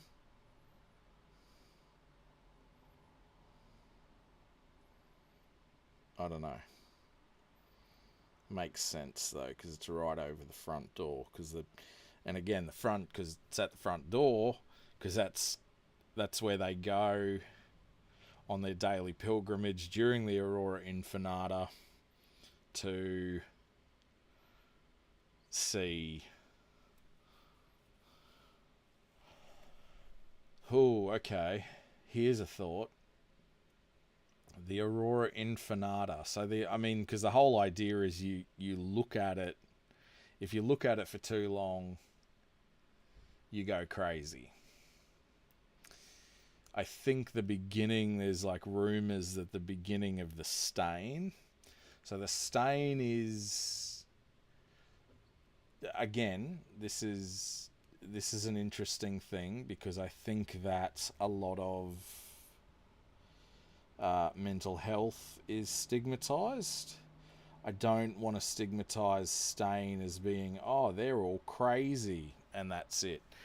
Again, what does that look like? What does someone who is crazy evil look like?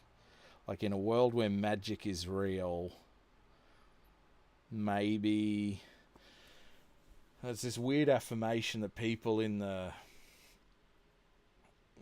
real world aren't evil because they have mental health issues.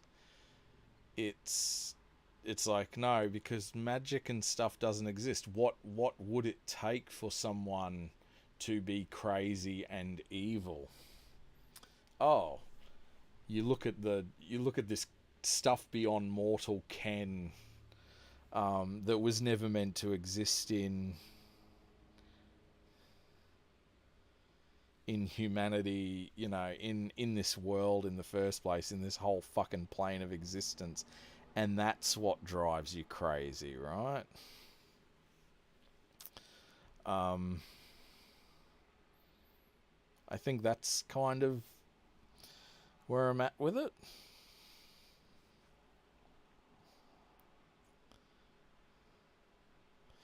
So you end up, Stain ends up being, yes, they are crazy and they are evil, but they're worse than anything that maybe not everything that we see these days, but especially given the state of some places as it is. Yeah.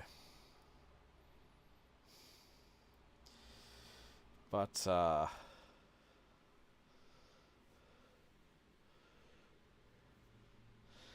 that stain, I keep saying stain is somewhere between rabies and demonic possession, like and like full blown demonic possession, like like the Exorcist sort of thing. Now that's the rest of the world suffers with stain, if not all of it, quite a lot of it. There's also manifestations of stain where they become extremely sadistic, but they maintain their like the psychopath level sort of stuff. And again, like, I know that's stigmatizing a whole bunch of people, but fuck, man, come on, what are we doing? Like, I feel like what's happening is, and it's black pill shit, man. Like, the world is rewarding. We've got a bunch of plutocrats in charge who have managed to hijack the technology that we have. They've it's like a digital race for Africa almost, where they've gotten in first, they've built their fortunes, and now they're just sitting there on the world's wealth while the rest of us fucking struggle for scraps. So I'm okay with demonizing these narcissistic, sociopathic plutocrats who are in power, basically. Like, that's kind of what the outside of this is very collectivist. And I don't mean, we still have stuff like, we still have the HOA, the Hoarders Ostentation Guild, the Hoarders Ostentation Association in here, which is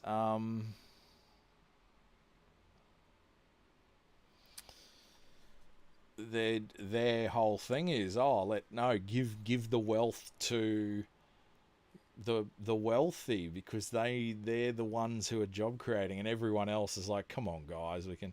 The difference in this world is that the HOA are acknowledged as being there, and they get to say their piece, and then everyone else goes and respectfully, now you be quiet, because now we've got a baseline of stupidity to work from. I feel like that's where I'm going to go with that, because I am sick of this enabling.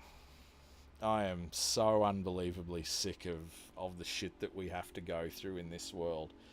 It's different to how it was 5 years, even 5 years ago, never mind like 10, 15 years ago.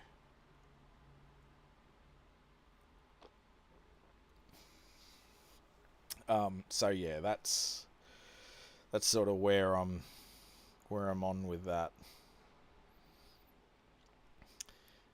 The HOA exists in Hallow, so it's not all like this lovey-dovey, hug-boxy. I often say that I'm anti-community, because I don't think that communities are always a good thing. I think that the more people get involved in a thing,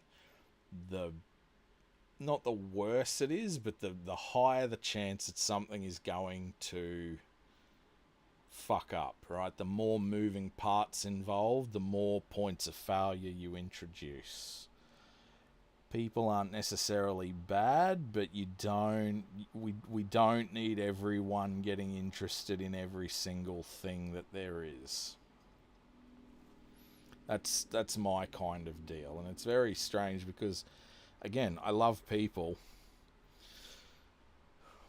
I'm also very happy to sit here with 0 viewers and just talk to myself. Like, I like my own company.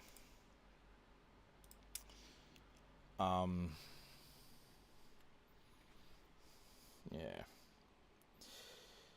But the rest of the world suffers from stain. Stain is very, so there's kind of there's the psychotic violence, and then there's the psychotic like manipulation.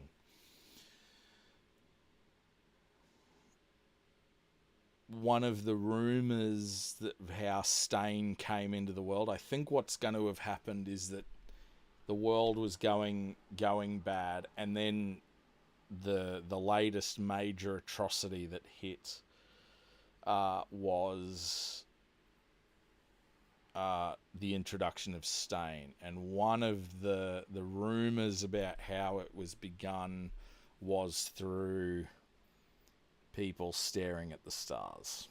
I think that's where we're going with Stain.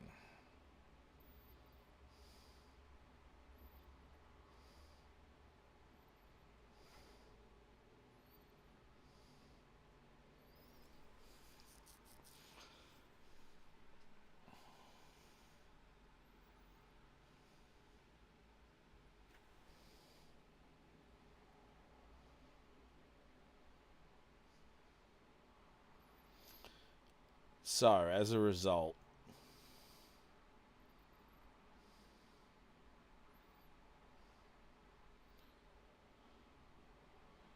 the Eschatologists Guild likes to keep an eye on the Aurora Infinita during the season of atrocity, but each member can only observe the aurora for 1 day at a time. So if the aurora goes for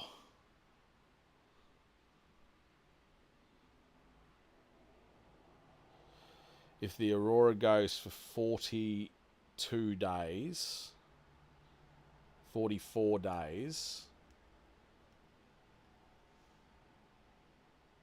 42, so 88, 89, 90, 91. 91 days. Because there's 3 days in the middle, there's 2 days, and then there's 42 days in each month. It goes for 2 months and the 3 days in the middle. And that middle day is when everyone gets to come out, see it. It's maybe like the Reconstitution Day. Maybe that's the day when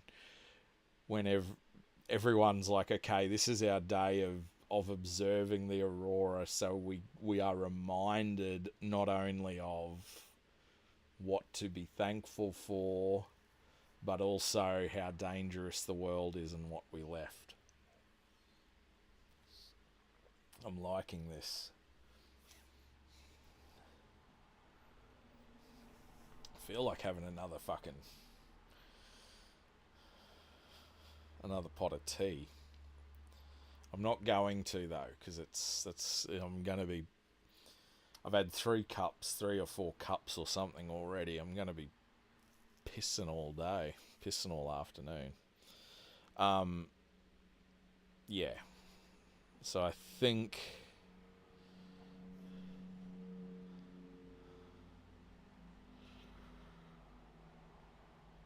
that's where we're going with that.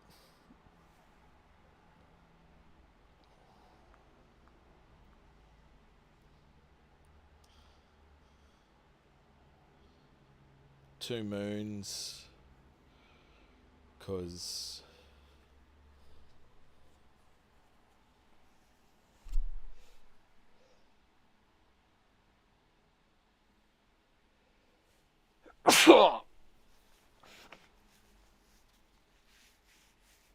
two moons.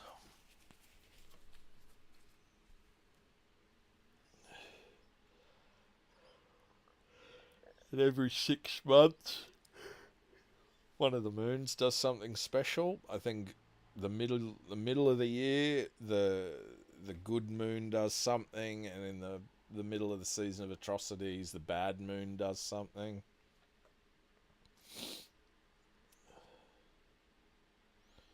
And yeah, we're working it out. But this is a good cultural sort of thing to figure out.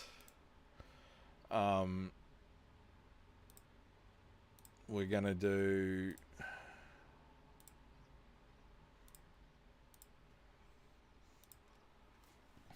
so I'm just gonna fill out like this little bit here, and then I think I'm done for the day.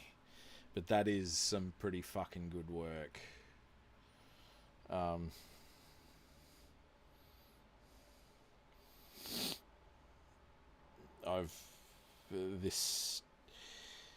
This feels very useful, and if I can bank up another map or 2,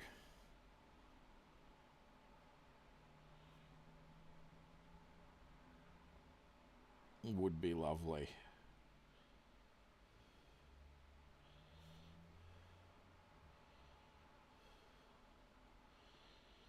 Wonder if I should colour it in. I don't know. Anyway.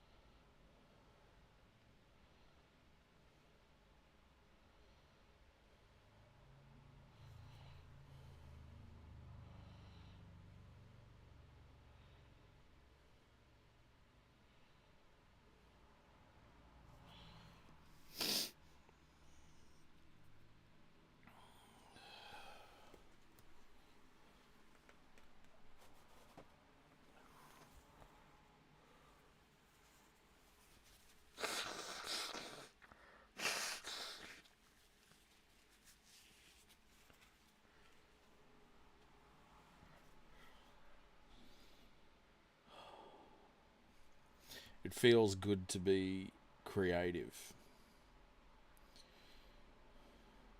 and just be left in peace.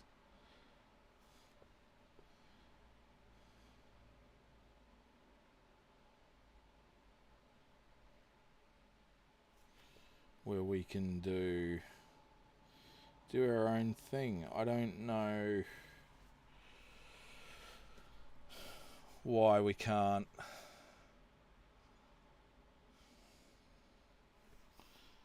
sort out our shit. Actually looks pretty good, eh?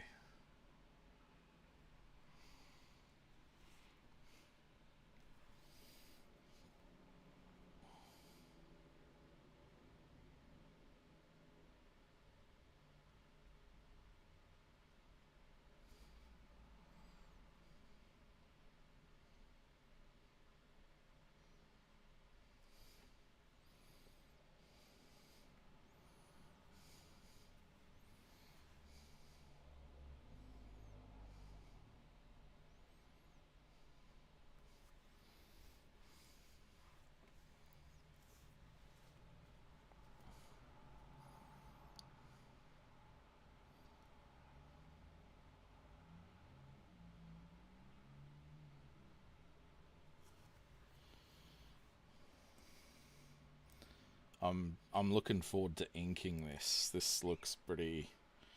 It looks. I like the look of it, and the fact that I've just sort of.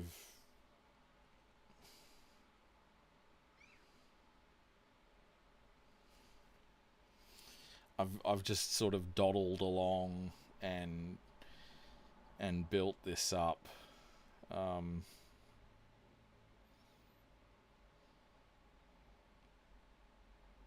has been really good. I think the map is kind of where it's at.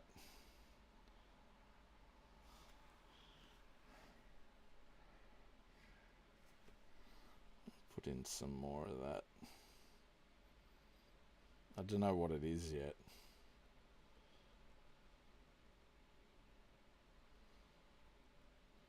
I don't know if it's like fallow field or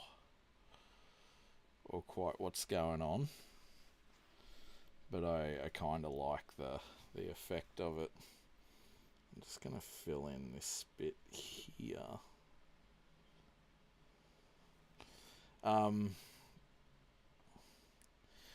Yeah, map name, stories, bit of a sort of blurb about it. That was really helpful.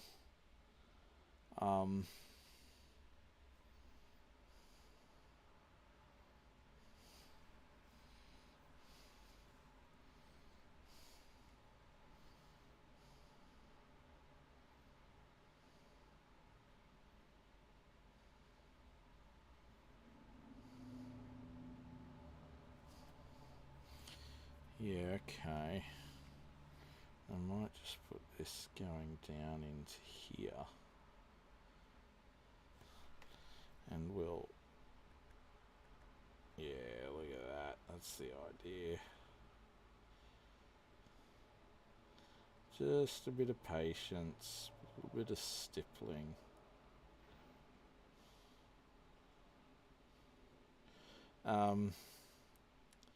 Yeah, and then eventually I'll work up to telling some stories in here.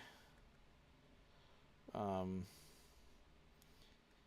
I'll block in parts of it. I think the idea is just to work on it slowly. Like time is such an important ingredient for these sorts of things.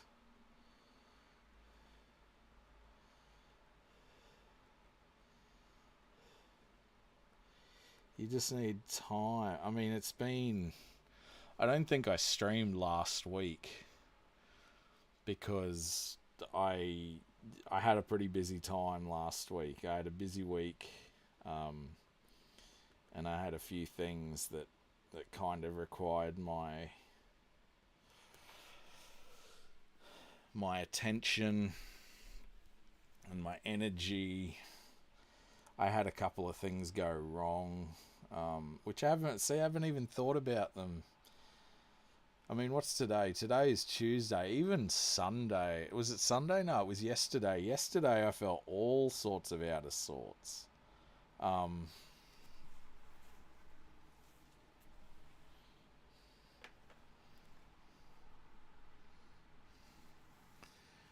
and then I've had some good food. I reinstituted my phone blocker. I just a couple of little things that are kind of went for a walk, things like that. That sort of helped me out. But like even yesterday, up until yesterday, I was feeling all sorts of out of sorts. You don't. I know that I take a lot of time to recover from things, but the thing is, when I do, I am ready to go and I have the resilience to go through stuff again and hold it down. Um, yeah. I think that's going to be me for the time being. That's that's pretty good. I mean, look at, that's fairly detailed. It's not the greatest looking map in the world. Again, I'm a little bit. Yeah, I always do these fucking, like the fence there is like isometric, and the little swampy things are isometric, but then the buildings are top down, and I don't know, it always just. Having said that, I think it works. I'm not loving the farmland, but I might have a look at a better way of doing farmland. Anyway, um, there we go. I mean, that's just over 2 hours work there, and then I'll come in. So I've got, and then we'll do the main thing up here, and then we've got a starting city. Then we've got, and I'll have, like I say, I think there's, so call it 5 things. You need a name, a map, a timeline, a calendar, and a pantheon. If you can get those 5 things, you've pretty much done all of the big name work, and the map in particular gives you a starting place. I feel like those seem to be firming up as the 5 sort of minimum things to do. Because again, and I'm just doing this for fun, I'm trying to find something to do that I can find the joy in.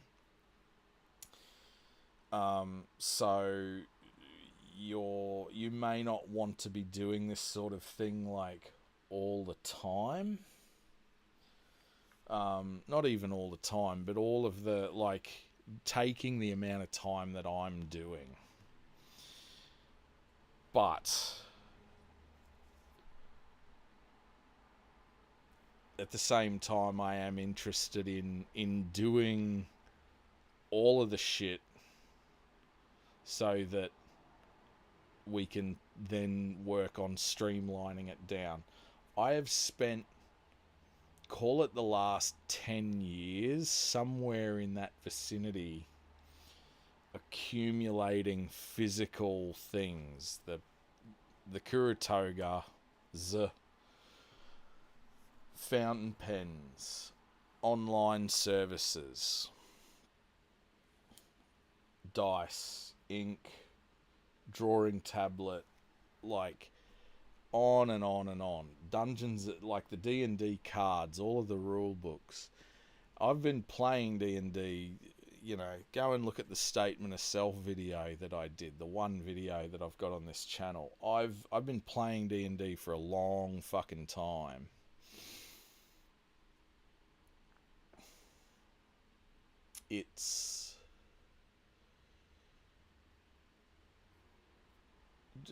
It's not a new thing for me, but I have spent a lot of time like accumulating the tools that I need to do it properly. And I think now The reason why I did that is because now I want to use those tools properly and go through and find out everything that I can, with one of the deliverables on that being to help you guys, whoever's watching this, myself even, maybe it's just for myself, to figure out actually paradoxically what is the most lightweight way of developing a fully functional world, right? Whilst also connecting to the fun and the creative outlet to be able to do it. This is another thing, like I've said before, like there's always this focus on like what is the end point, what is the like, even to the point I'm seeing like reading people who are on like book talk and whatnot, who are like, oh, I don't want to read books, I just want to, like, why do you put so much text on a page? Man, if you want, if you want to read books and you don't want a lot of text on a page, there's a go get picture books. Go, there are ways around it. It's like, again, it's like going into McDonald's and whinging about the quality of their burgers. Now, don't get me wrong, there are limits. McDonald's can do a bad burger, but you're not at a fine dining restaurant. It's the same sort of thing. And I don't mean that like books with a lot of text on the pages are necessarily like bad burgers, but you're going to what I mean is you're going to a place where they're not selling what you want, and then you're buying what they're selling and then complaining that it's not what you want. Well, that's not how that works. But then at the same time, you're identifying as a member of a community, but you're not interested in engaging in the thing that community engages in. You're there more for the community. I don't know. It's very strange, but I think there needs to be a place for just enjoying creating. That's what I'm trying to do here. I always feel better about after I've done this sort of thing. I think I'm done now. I've had a couple of cups of tea. That's a good block. I may back it up tomorrow. I'm going to try and do Tuesday and Thursday. Thursdays. Call it 12:30 till, well, what's a good, maybe what, 4:30? 12:30 to 4:30. What's that? 12, 1, 2, 3, 4. That's 4 hours. That's a 4-hour work block. That's pretty good. And we're starting to wind into the nitty gritty parts of this now. So, that'll be good. Anyway, I'll finish that up there.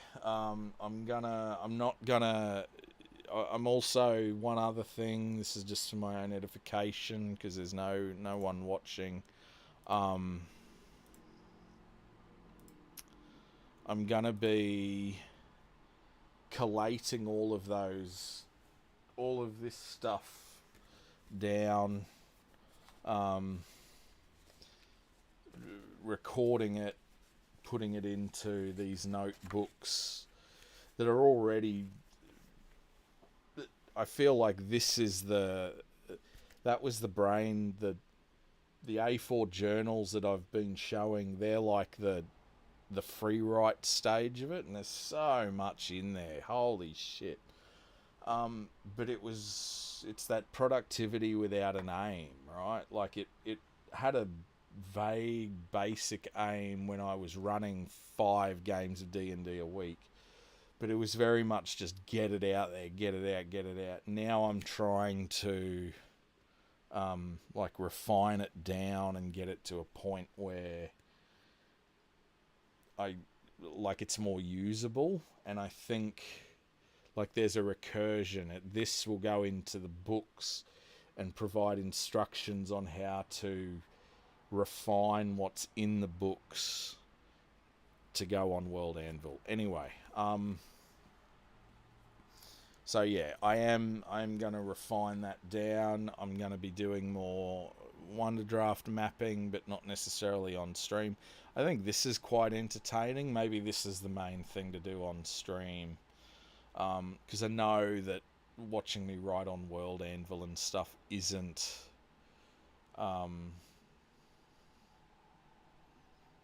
it's not always going to be the most productive, use of people's time, but it does provide a bit of motivation for me, and it's nice to have people chatting and stuff. It's a little bit of accountability, self-created accountability as well. Anyway, all right. Thanks for being here, all 0 of you, and I will talk to you later on. Bye.